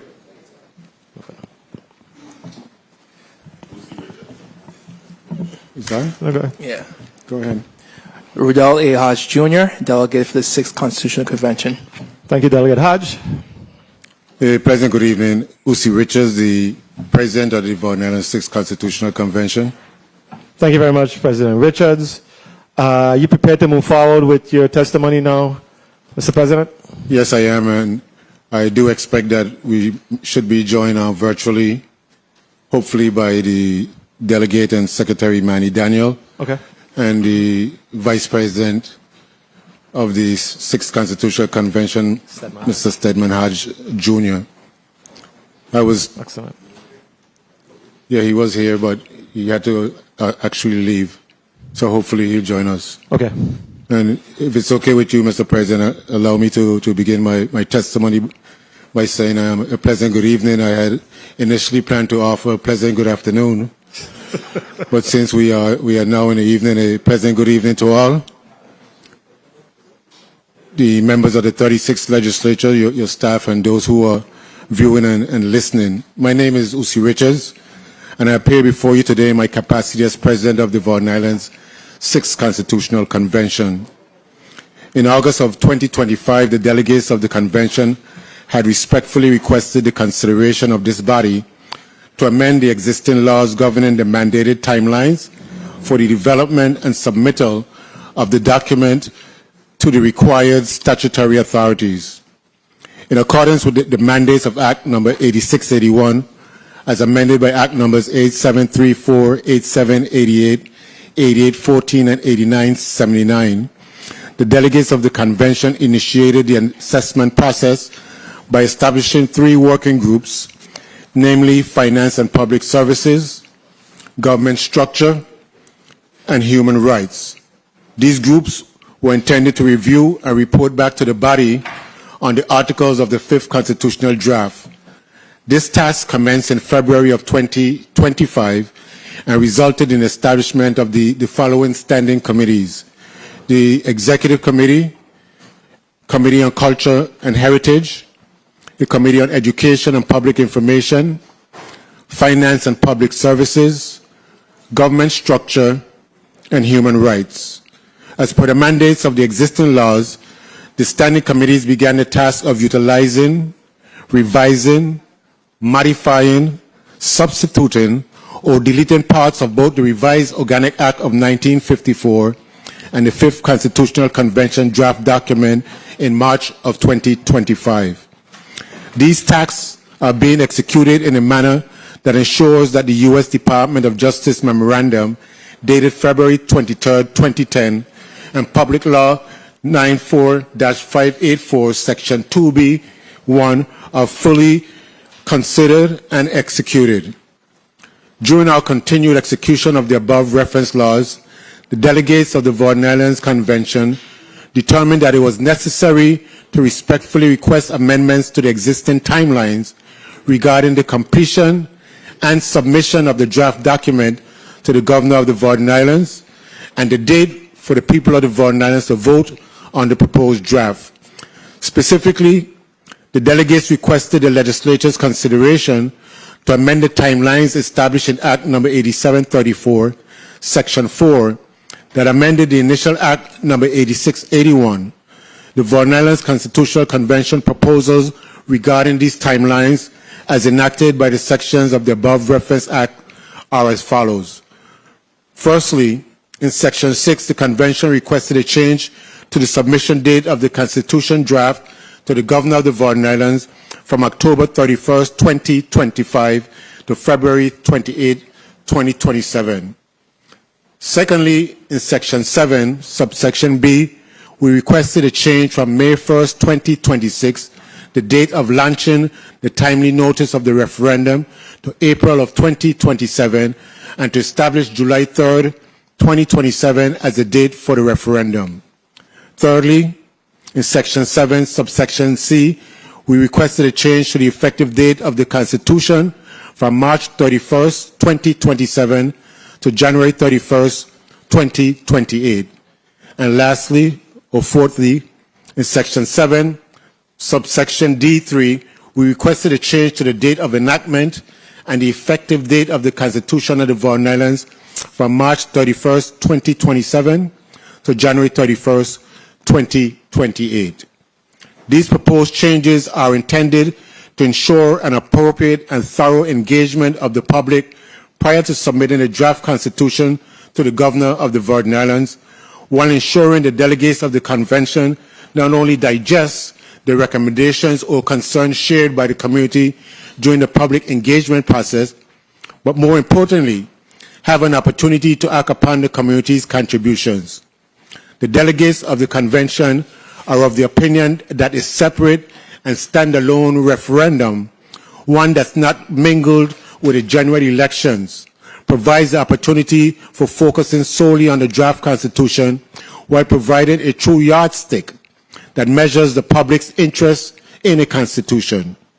To date, the convention has held both in-person and virtual meetings on all 3 islands, at conference facilities at the Office of the Lieutenant Governor, the University of the Virgin Islands, the Government Employees Retirement System, the Virgin Islands Port Authority, and the Legislature of the Virgin Islands, and in most instances in both districts of St. Croix and St. Thomas St. John at these facilities. A process that resulted in 81 drafting committee meetings with an average length of 3.5 hours per meeting, logging over 3,220 drafting hours from individual delegates. The standing committees of Culture and Heritage, Government Structure, and Human Rights have completed the proposed articles under the jurisdiction of their respective committee for legal review and feedback, while the Standing Committee on Finance and Public Services is nearly completed with their review of articles under their jurisdiction. The Standing Committee on Education and Public Information has completed and submitted a branding and public education plan that was reviewed and approved by the Executive Committee and will begin their public engagement by year's end. The Convention acknowledges and appreciates the legislature's support in covering the initial costs of the Convention pending the receipt of the initial $100,000 allotment in April of 2025. It is important to note that the fiscal year 2025 appropriation of $50,000 for the public education and information campaign was not allotted to the Convention and thereby may require an additional appropriation. This assumption was made by me given the fact that there is no language that states that the fiscal year 25 appropriations that states funding shall remain available until expended. Specifically in Act number 8734, the amended Act of 8681 merely appropriated a sum of $50,000 for the fiscal year ending September 30th, 2025. Fortunately, at least for those of us who are delegates to the convention and had to wait until this late hour to be here, I was able to personally confront the Commissioner of Finance, who stated that this $50,000 will be released, given the fact that OMB had already authorized the release prior to the completion of the fiscal year 2025 date of September 30th. And we have, in fact, been promised that that money will be released within the coming week. I move on to say that the convention needs this additional funding to adequately implement the adopted branding and public education plan. We acknowledge that these proposed changes do come with a cost and submitted our proposed budget for fiscal year 2026. So far, fiscal year 25, the convention has been able to run a remarkable lean operation, spending very low amounts of our funding for line items like food and travel by prioritizing virtual meetings. We have also managed almost all administrative tasks internally, pro bono, if I may say, with efforts from our own delegates. This strategy is simply not sustainable for fiscal year 2026. With the additional funding request, we will bring on much needed legal counsel to begin our constitutional draft review process, an executive director to manage internal and external convention coordination, and professional services to build a historic archive and make convention assets accessible to the people of the Virgin Islands. Based on last week's conversation with members of this body, we did share what turns out to be a 20% reduction in our request, what it would entail. This reduction would severely hamper the planned implementation of engaging the public regarding the proposed draft document and hampers the delegates' opportunity to properly digest and consider the viability of all suggestions, concerns, and ideas. The work of the convention cannot happen in a vacuum. It will take the cooperation of the legislative and executive branches to realize a process and a product worthy of the people's support. As we continue this vital work on behalf of our people, we look forward to the continued support from our first branch of government, who in collaboration is continuing to help us build a strong foundation by which this sixth constitutional convention draft can stand before the U.S. Congress and, more importantly, before the people of the Virgin Islands. We thank you for your time, your partnership, commitment, and consideration of our request today. And I will mention that I was grateful to ask one of our delegates who is present here to join me in addition to those that may have an opportunity to tune in virtually to this meeting, and specifically our delegate Rudal Hodge, who is a member of at least 3 of our standing committees and has worked tirelessly with us to accomplish the goals of the convention. Thank you, Mr. President, and thank you, members of the 36th Legislature, for your time and your attention. Thank you very much, President Usi Richards. I was very impressed by the span of generations on the Constitutional Convention. I mean, it's great to see youthful persons here as well as seasoned professionals. You were being a seasoned professional category. I was wondering who I thought you was making a reference to our principal teacher and senior delegate Rupert Ross Senior. So I mean Junior. I didn't realize you were speaking of me. You know. But that's another category. Okay. But I appreciate the work that you have been doing, and this is important work that you've been quietly doing, I would say. How will the additional $200,000 be allocated between administrative, legal, and public education functions? We did submit to the chairman of the finance committee and to copy to all senators the breakdown in regards to our proposed budget. Okay. And I will basically share that with you. So we are looking for the accommodations in regards to the stipends that are required by law for the delegates, the need for inter-island travel, since we are moving into a process of town hall meetings separately on each one of the articles by committees. We spoke of the need for bringing on the executive director, professional staff, facilities and supplies, and on legal services. And I may note for the record, although the legislation authorizes us to utilize any available government space as an office place, you can know that the availability of that is very limited. So much of the space we've been utilizing for meetings, particularly for plenary session, was on a fee basis. And all of the other spaces were gratuities shared with the Constitutional Convention. Gotcha. Is there any risk of breaking the momentum that you've established by projecting this process out further? I mean, I think you have a momentum going right now. Is there any risk of the momentum being lost somewhat by extending this period out for another year or so, which we're proposing now? Let me share with you, Mr. President, and Mr. Chair of the Committee and whole, and the members of this body. Initially, I too had to be convinced about the proposed recommendations by a majority of the delegates in regards to changing the timelines. I am of the opinion, and based on the historical experiences that we've had with the first, second, third, fourth, and fifth Constitutional Convention documents, that these documents never provided an opportunity prior to being sent off to the governor and sent to the United States President and thereby to Congress to have an interaction with the community.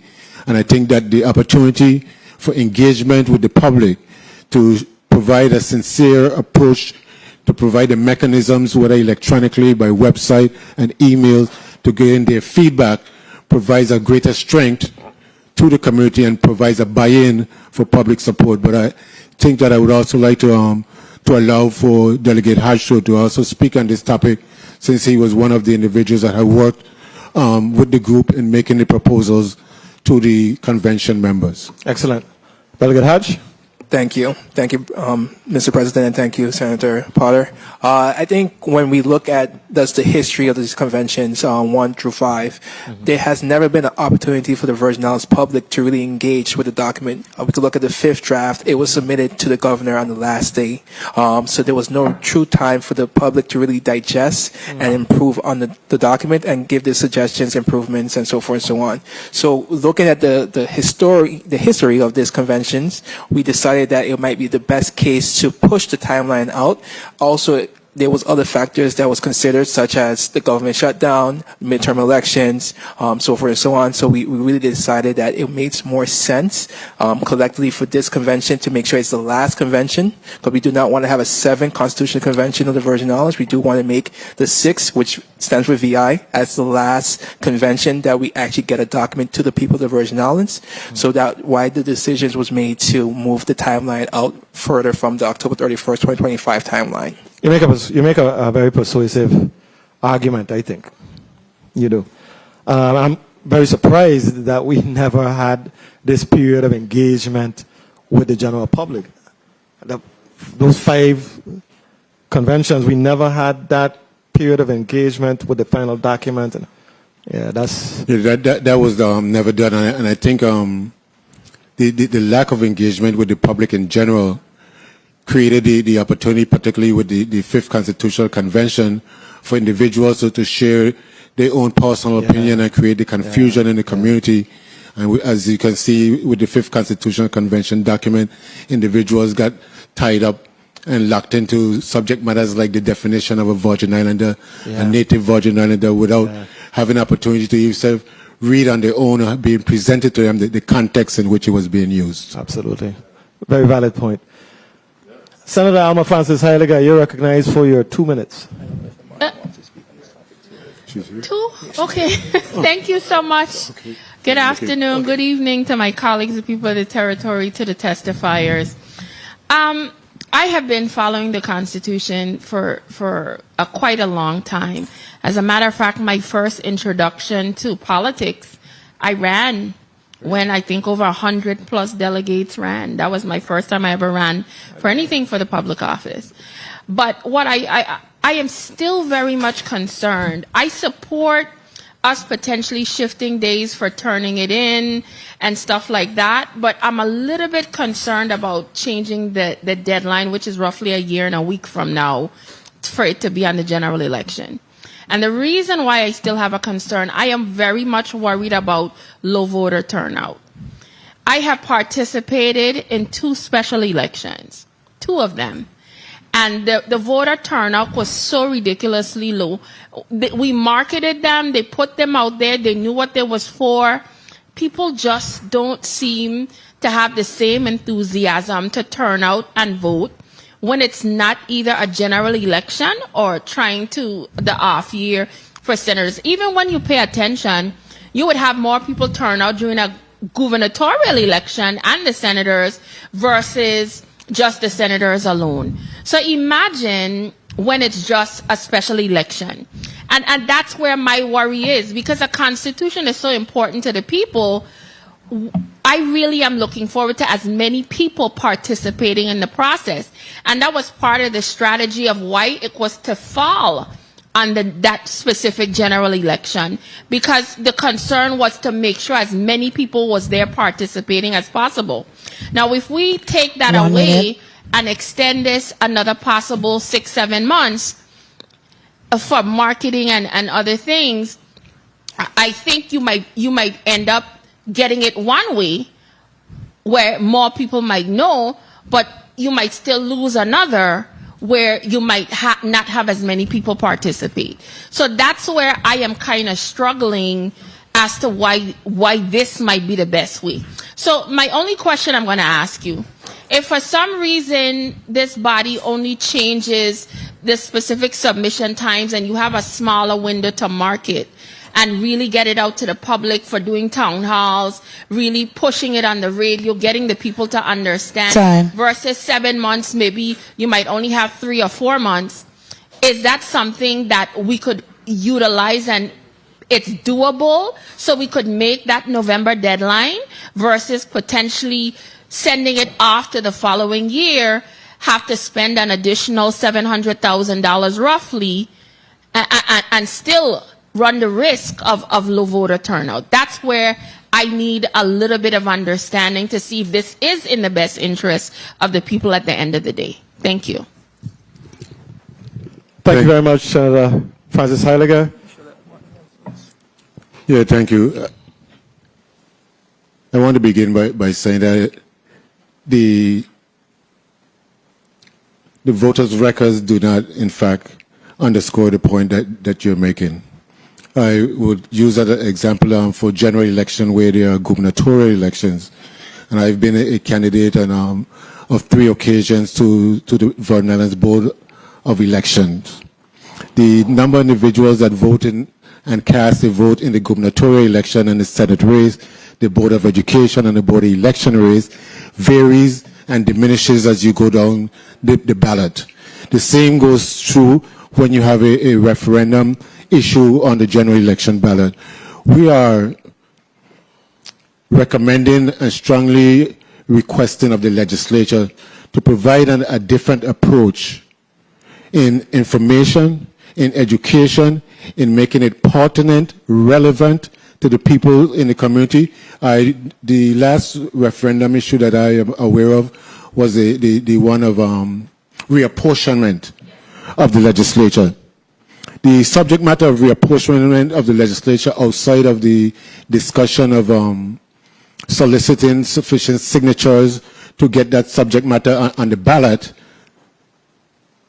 does not provide any comparison for the amount of information and education to the general public that probably don't have understand what the word reapportionment meant in regards to the context of reapportioning the legislature of the Virgin Islands. And I think that we are convinced and want to emphasize that as we speak today, very rarely it exists today throughout the world that in a democratic society, making changes to a constitution is not an easy task that one should expect to accomplish overnight.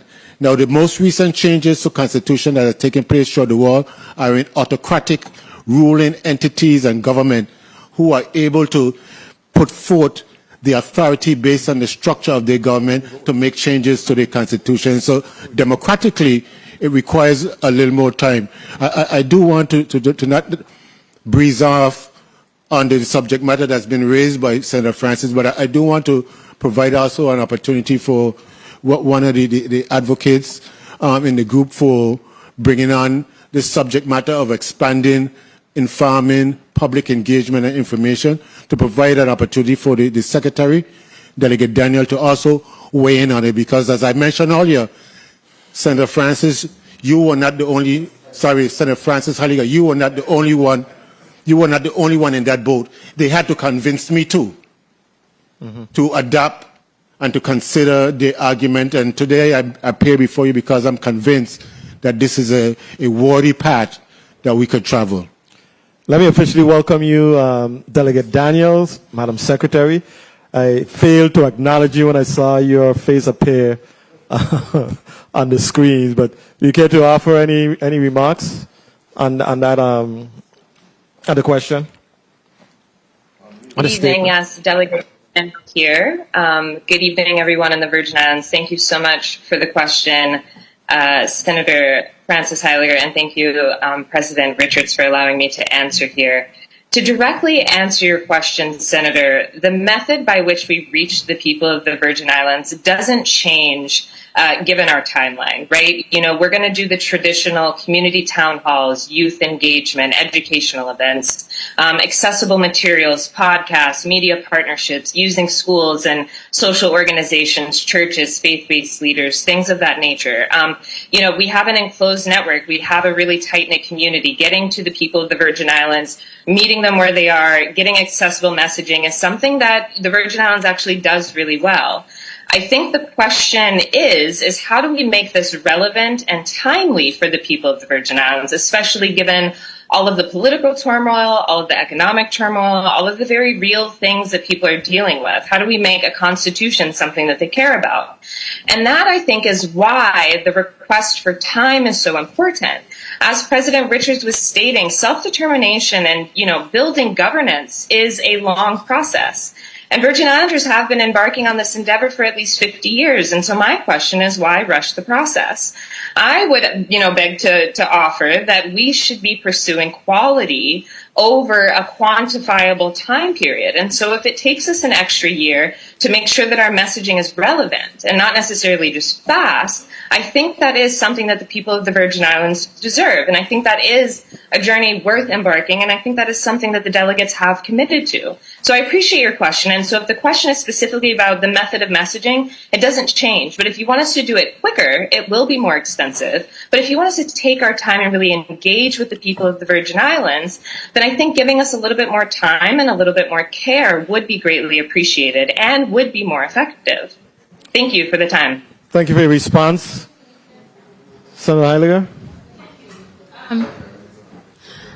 Thank you. I know my time is wrapped up. So going to that point, would it then be feasible if we're serious about really spending a long block of educating the public? What about us pushing it back to the next general election where we would have a solid two-year base to really go through the entire community, educate, let everybody know, but it still falls within a time period where the masses are still coming out. What are your thoughts on that? Thank you, and I appreciate the additional time. Thank you, Senator Francis Heiliger. And if I may speak in some brevity and straight to the point, the distinct difference is that the constitutional draft document, in our opinion, we're trying to remove it from being politicized and being weighed. As for instance, in 2026, we have a gubernatorial elections, and individuals are hell-bent on making determinations who's going to be our next governor, our next lieutenant governor, who's going to be the delegate to Congress, who's going to be our next senators, and to drop this governing document in the middle of that kalalu doesn't provide the opportunity that appears on the table as one dish by itself and on its own. And I think that is particularly important. And that's why what we feel about the general election process. Thank you very much for your response. I think you're... No. Gubernatorial. My response, I understood you clearly. My response was to general elections. Whether you're talking about 2026 or 2028, it will still be part of a political process, and not a process where we are focusing on governance of the Virgin Islands via a constitutional document. Understood. We want it to be on its own. Senator Franklin D. Johnson, you're recognized for your 2 minutes. Thank you very much, Mr. Chair. Good evening to all. I really appreciate the explanation as to the reasoning for trying to extend it, and I really could see what you're. I understand what you're trying to say, and it could easily get crossed up into the political arena, and it shouldn't get crossed up in that. It's all about the people more than just the political part of it. But what I want to ask, because I thought the 5th Constitutional Convention got a lot of work done. They didn't finish the race, but they got a lot done. How much of the information that was drafted up from the 5th are you guys revising, looking at, and trying to make the process easier by using some of the things that I think was accepted by the people? Thank you. And let me say for the record, in case many of you may not recollect or probably did not know, the 5th Constitutional Draft was before a subcommittee in the U.S. House of Congress, I believe, in 2010. I testified in the House of Congress on the 5th Constitutional Draft document as the minority leader of the legislature. And the only member from the legislature to attend. There was no Senate President, no majority leader, no one had a position on it except the minority caucus. And I say that to say this, that I've been out the legislature since 2013, which is more than a decade. 30 seconds.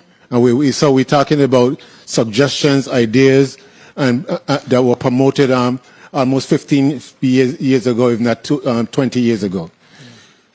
The use of the 5th constitutional language was something that I was prepared to, when I decided to run for public office, to go in there, to touch up, to revise or whatever.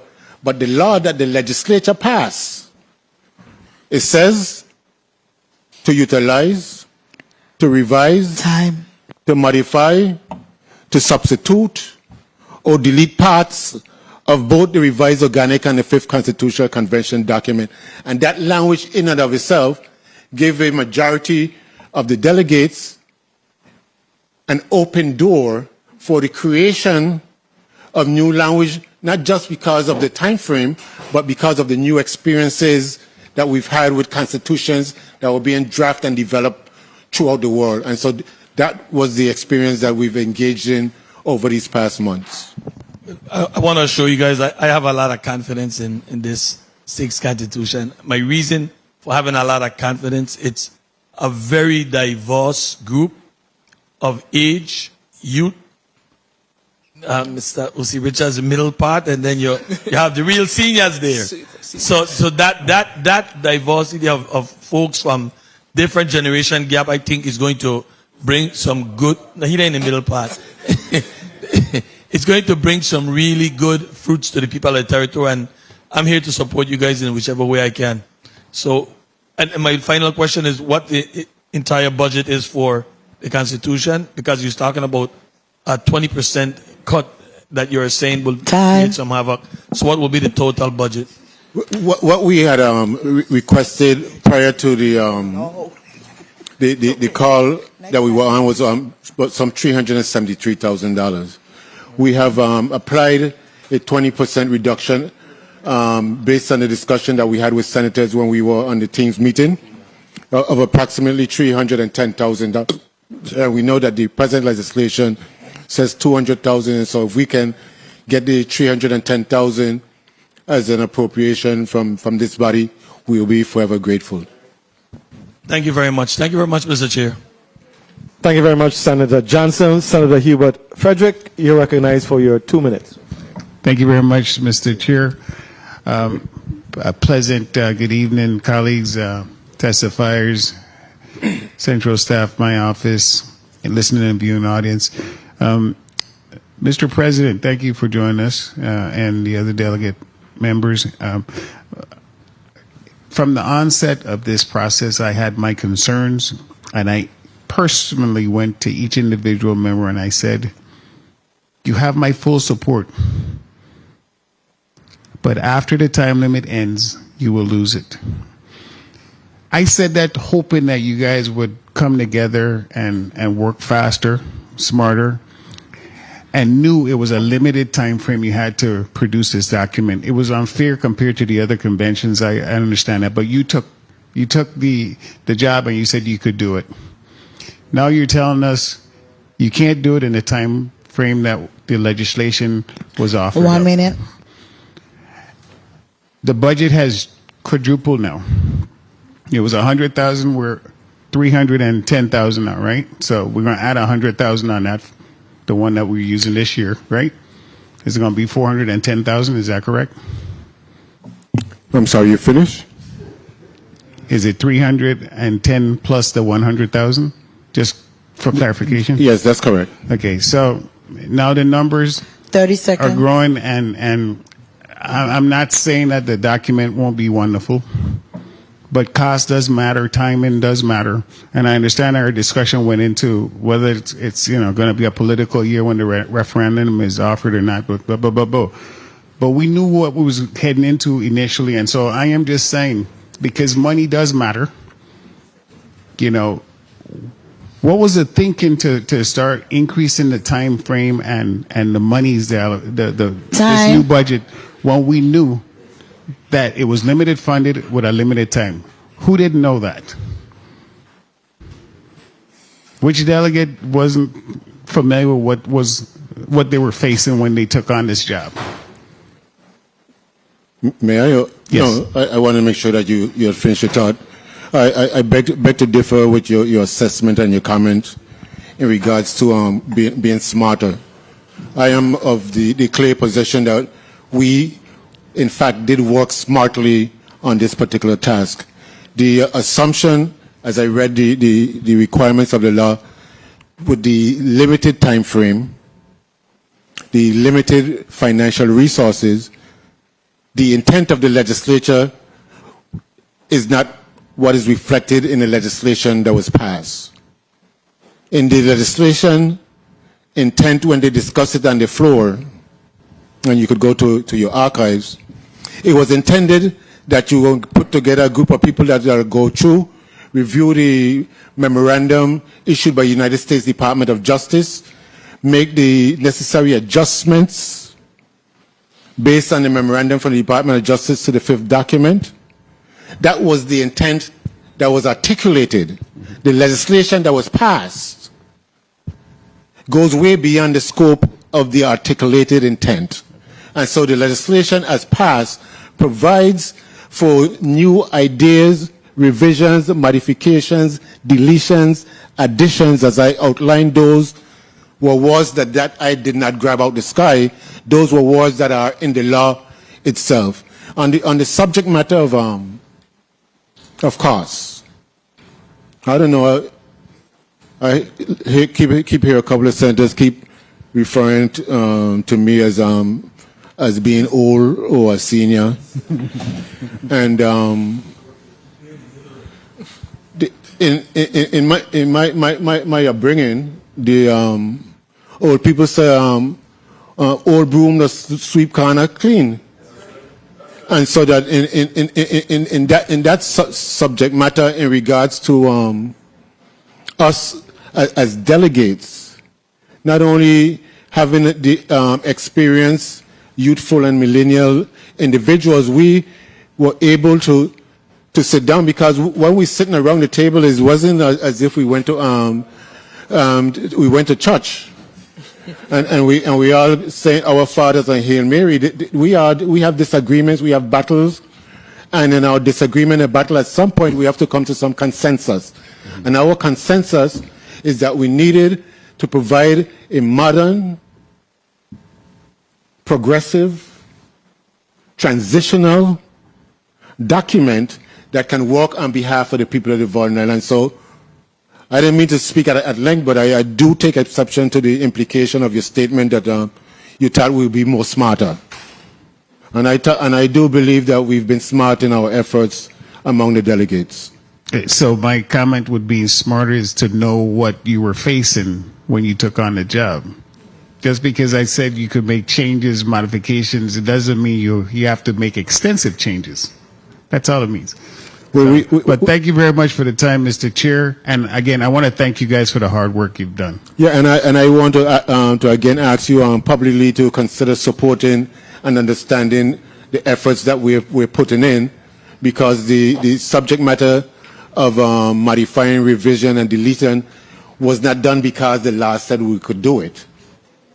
It was done because we saw a need to make changes so it could be progressive, transition, and bring us into this, I don't know what century we're in right now at my age, but we're moving on into a century that's applicable for our future generations. And that's my only context.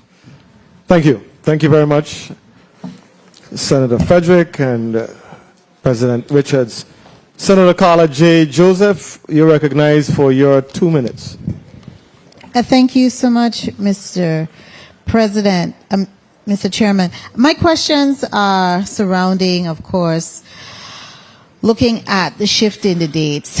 First, tell us how much money have you been allotted since the convention was implemented and you formed last year? Thank you. It was last year or this year? We only hear the fourth Tuesday of January. I know. It seemed like a long time ago. Yes. Yes, especially with the amount of work you've been doing. The initial legislation appropriated $100,000 for the operation of the conventions in fiscal year 2025 and $50,000 for the public education and engagement campaign. And so to date, we have received $100,000, and that money didn't arrive in the coffers of our custodian until in April of 2025. Mm-hmm. And so we still have an outstanding balance of 50,000 for fiscal year 2025. Have you expended all of the 100,000 that you have received, or you? We have a balance in regards to funds of some $8,000. 8,000. And we are over that amount of close to at least 40 to 30 seconds. $50,000. Your accounting for this is in a separate checking account once you receive your allotment. The Constitutional Convention does not have a checking account, a bank account, or a savings account.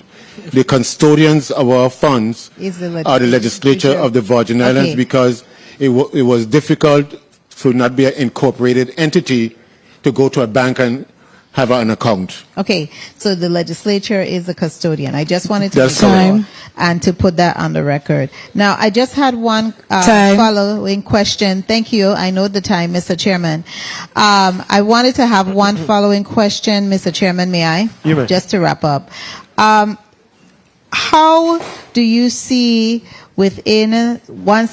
should you get this extension with a time, how do you see what deliverables you will be able to make, say, in the next 6 months, the next 12 months, and then to go into 2027? Thank you. And I'm going to yield to have the Secretary, the Keeper of our Records, Delegate Daniel, to speak on the deliverables based on our expectation of the funding. Thank you. Secretary Daniel. Great. Thank you so much for that question, Senator. So the most obvious and precious deliverable will be the draft. And so once we have our first completed draft, it will go through legal counsel revision. We will get that back into committee, go through the comments from legal draft, and then we will have the draft that will go to the public, that we will start workshopping with the public and getting feedback on that. We also have our branding, marketing, engagement plan that will produce a lot of assets, right? So like infographics, information. Delegate, one moment. Excuse me, Delegate. Just tell me your time frame, some projected time frame to get the draft completed. Is it 6 months you're going to look at getting the draft completed? Delegate Daniel. So it would be within 6 months before it will go to legal review and then back to the committee within 6 months for sure. That's exactly what I'm looking for. Okay, and then how you're going to be looking at doing your education campaign, etc.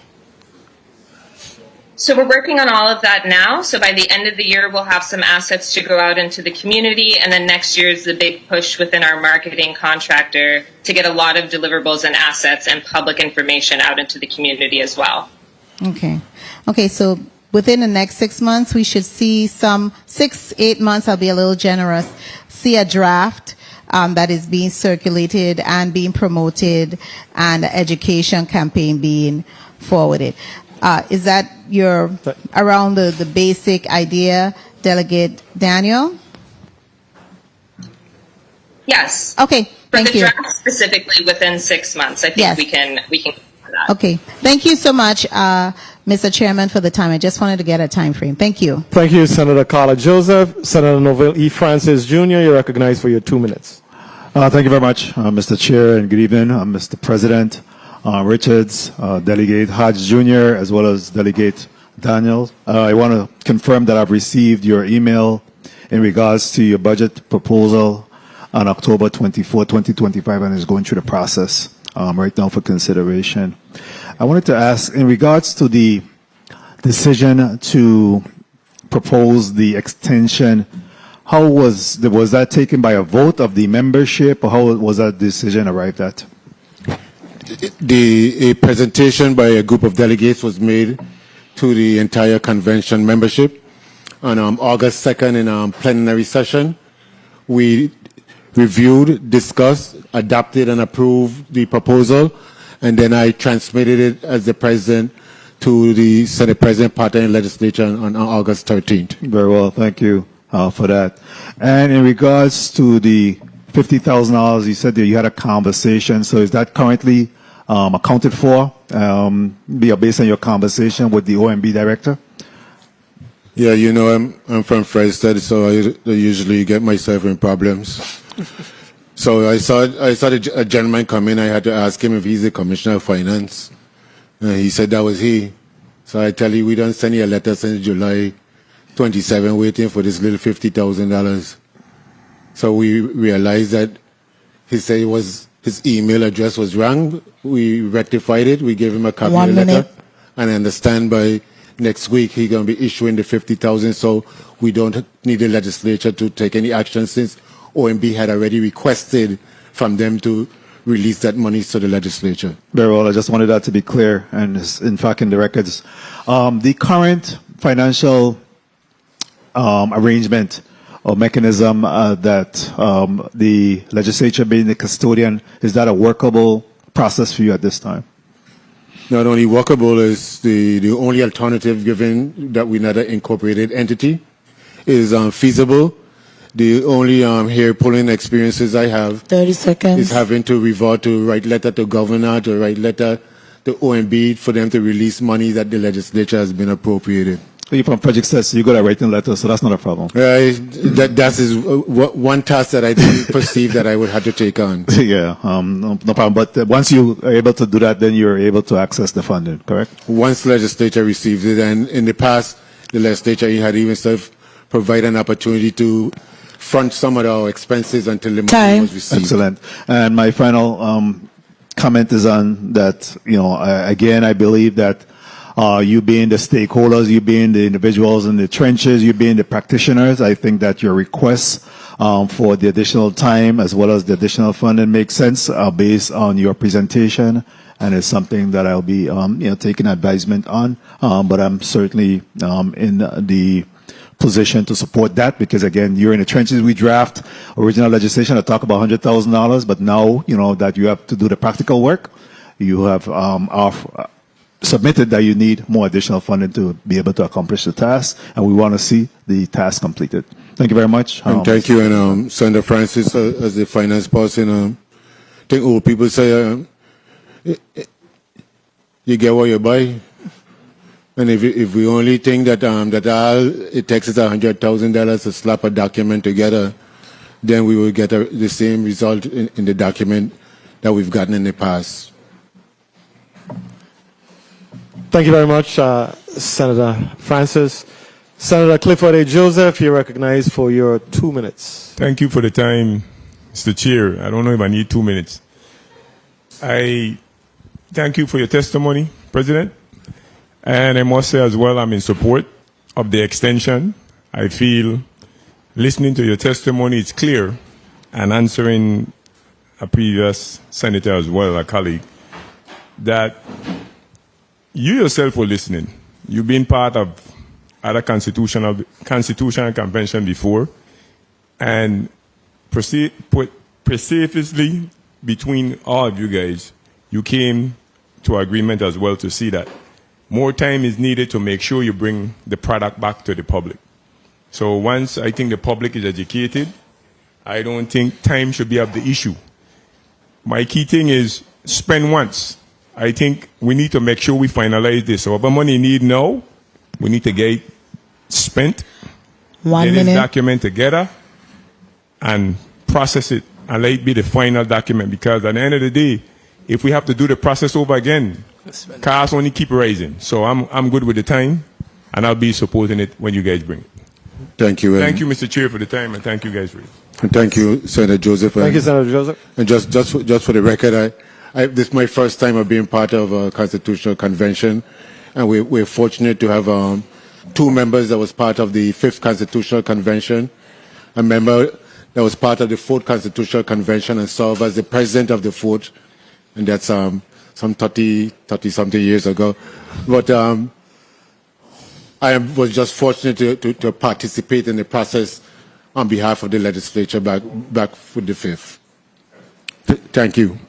Thank you very much, President Richards and Senator Clifford Joseph.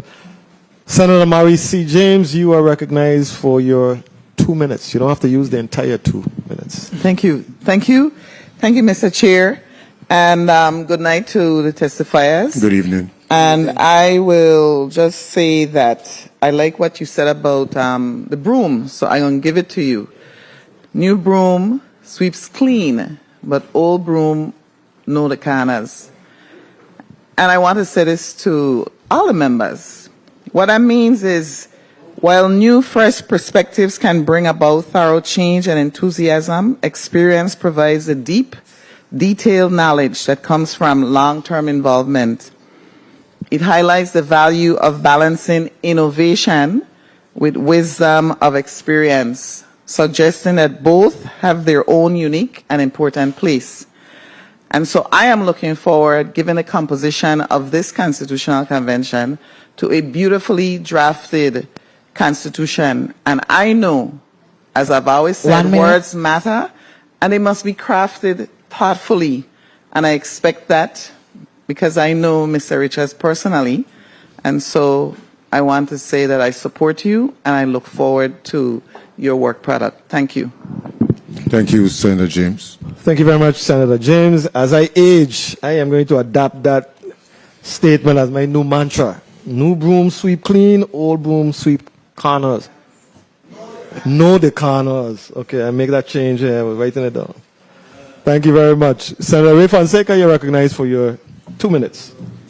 Yes, thank you, Mr. Chairman. So as you know, right now we are working on out of the Organic Act of 1954. So we're in 2025, so that's 71 years. You know, the old people, them, they say time longer than twine. So we're hoping that the 6th Constitutional Convention can get this accomplished. And of course, with yourself as the chairperson, it looks like it's going good. I remember looking at how the other constitutional conventions went. They had some really points that could never be approved by the people, because ultimately this draft is going to have to go before the people to be approved, you know. So I noticed that birthright thing has not surfaced, because I remember the birthright thing had came up, and that was a real obstacle. Because when you look at it, all of us came from some place eventually. I don't think many of us are Indians, Carib or Arawaks, you know. So I'm happy to hear that, you know, that you're asking for the extension. I think it's reasonable. And, you know, I've been looking at you, and I can see how the group is more organized and more disciplined than it has been before. So I'm in full support of this request. 30 seconds. And thank you very much, and keep up the good work, by the way. It's very controlled, because there are some members that I thought would have been real controversial, but it's very controlled so far. So keep up the good work, and blessings. Thank you very much, Senator Fonseca. Senator Marvin A. Blyden, and you're recognized for your 2 minutes. Thank you so much, Mr. Chairman. Good evening, President Richards. Good evening. Delegate Haas Jr. and Ms. Daniels. Delegate Danielle, and thank you so much for what you're doing. Thank you for your dedication. And I must say, I don't need 2 minutes, because basically we met already on this topic. We understand the mission. We know why the extension is needed, and the funding is necessary. So again, I appreciate what you're doing. Continue doing what you're doing, and I do support. Thank you so much, Mr. Chair, and have a blessed evening, everyone. Thank you. Good evening to you too. Good evening. Thank you, Senator Blyden. Senator Kurt Veely, you're recognized for your 2 minutes. Thank you, Mr. Chair. I want to begin by saying tomorrow an amendment will be offered to strike $200,000 and insert $300,000. I think we really need to make sure that they're funded. This is a part of our self-governance, and we can't take it lightly or believe that we could just rush it and it's going to be done. But when I'm looking at it quickly, I looked at the last Constitution, the 5th Constitution, 2009. The 6th Constitution was not passed until 2022. So right there, it took 13 years before legislation was passed to convene again. So I don't understand why some individuals are saying we need to rush the process, because it took 13 years just to begin again. And we want this one to be successful. And we need a different campaign in reference to marketing and getting a message out and engaging individuals. We need to make sure that is done. I went back to the fifth constitution. 1 minute. The legislation for the fifth constitution was passed in 2003. And the document was not submitted until 2009. And the election wasn't, for those delegates, wasn't until 2007. It took 4 years. So we are good with time. Because this is 25 and they have already met, they have done substantial work on the document. Let's not rush the process. Let's give them that opportunity to really educate the public. 30 seconds. That's the difference this year. It must be educated to the public. And we're in a different time. We're in this time of social media and everything else is so different. So I am hoping that it's going to be successful, but the very least the legislature could do is make sure that we give them the tools to work. And that is extending the date and providing them with the funding. So tomorrow, colleagues, I'm asking for your support on that bill and support on the amendment. Thank you so much, Mr. Chair. Thank you very much. Mr. Chair, you may proceed. I just want to leave another old one with Senator Vialé. He said, when you rush the brush, you're going to get dabbed. Say that again. When you rush the brush, you're going to get dabbed. You get dabbed. Okay, I got you. Yeah, that's what the painter will let you know when you're helping you. You rush the brush, you will get dabbed. I know. Thank you very much. Thank you very much. Senator Kenneth Gittins, you're recognized for your 2 minutes.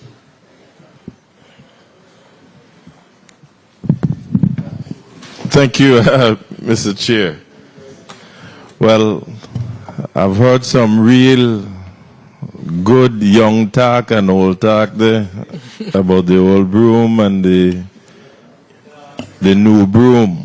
I know which broom I fall, but I just want to say I too recognize the progress and commitment of the 6th Constitutional Convention. I know and I could imagine that there's a lot more work to be put into this. I had a good conversation with Madam Secretary when she was here in the chamber some time back, and she was doing her lobbying, and she got me convinced as to the reasons to support 1 minute. the extension and the resources.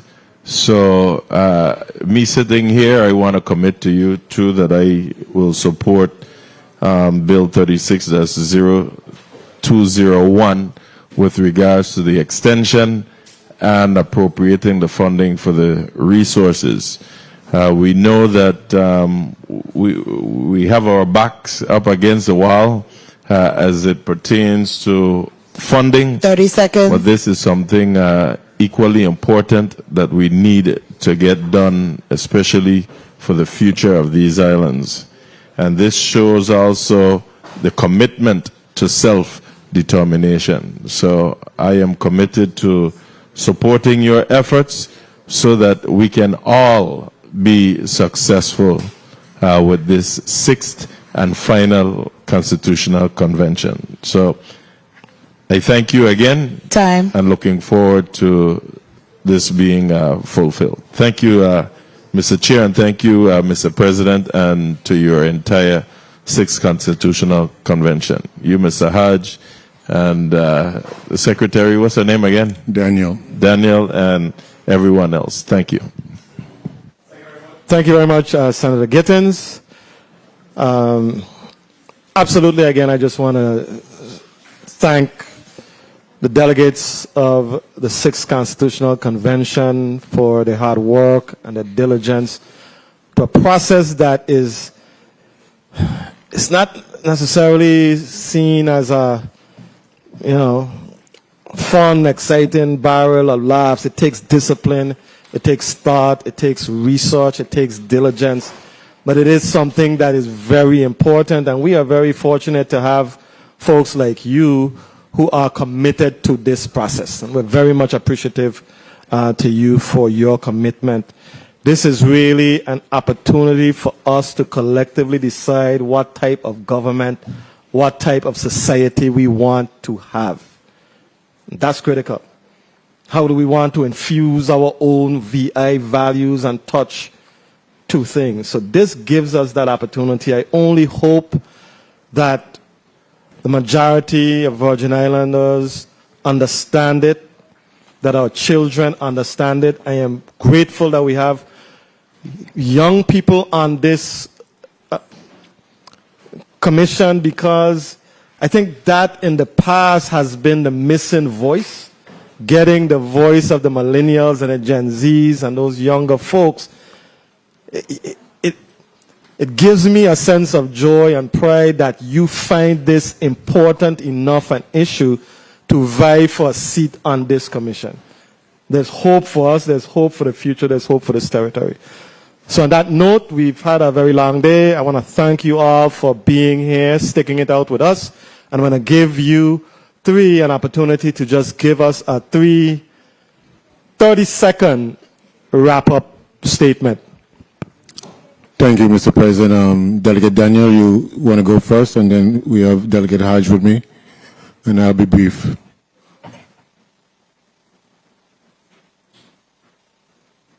Sure. Thank you so much, everyone, for your time and consideration. I do just want to reiterate that this is the first convention of its kind in the digital modern age, and we really are reimagining our future. One that is around self-determination and transparency and accountability. And to the people of the Virgin Islands, we do ask for your time and your attention and your partnership and eventually your support when we do come to you for that final vote. So thank you so much for hearing us out and for your support from the legislature of the Virgin Islands. You have been fantastic partners. So thank you so much, and I'll hand it back to my colleagues in the chamber tonight. Thank you, Senator Potter. Again, thank you so much for this opportunity. As Delegate Daniel stated, that this is the first Constitution Convention that has been in this digital time. We have, taught our elder delegates, our senior delegates, how to use Zoom, how to use word processing documents virtually, and make sure that it's a process that actually delivers to the Virgin Islands a document that they could be proud of. One thing I've harped on for the entirety of this process is making sure that we do comparative constitutional research to make sure that we bring the best parts of what the world has already decided back to the Virgin Islands. So thank you again for this opportunity, and we continue to do the work moving forward. Thank you, Mr. President, members of this body. We appreciate your commitment, and I would be remiss to remove myself from this chair and not ask again for those that may be on the fence and unsure to give us your consideration and support. I'm looking at Senator Johnson, and he just reminded me of a good friend of mine. He's called the Dean of the House of Representatives in the state of Georgia. He's Senator Johnson's friend too, and he used to say to us, if you see a frog sitting on a pole, rest assured that frog didn't get there by himself. Somebody had to put him there. We need those who are unsure to put us on that pole, put the Constitutional Convention on the pole, and be the support that we need to bring this bacon home. We thank you, and we thank you for the opportunity to speak on this subject matter. And have a pleasant evening. Thank you very much to one and all. The Committee of the Whole is now adjourned.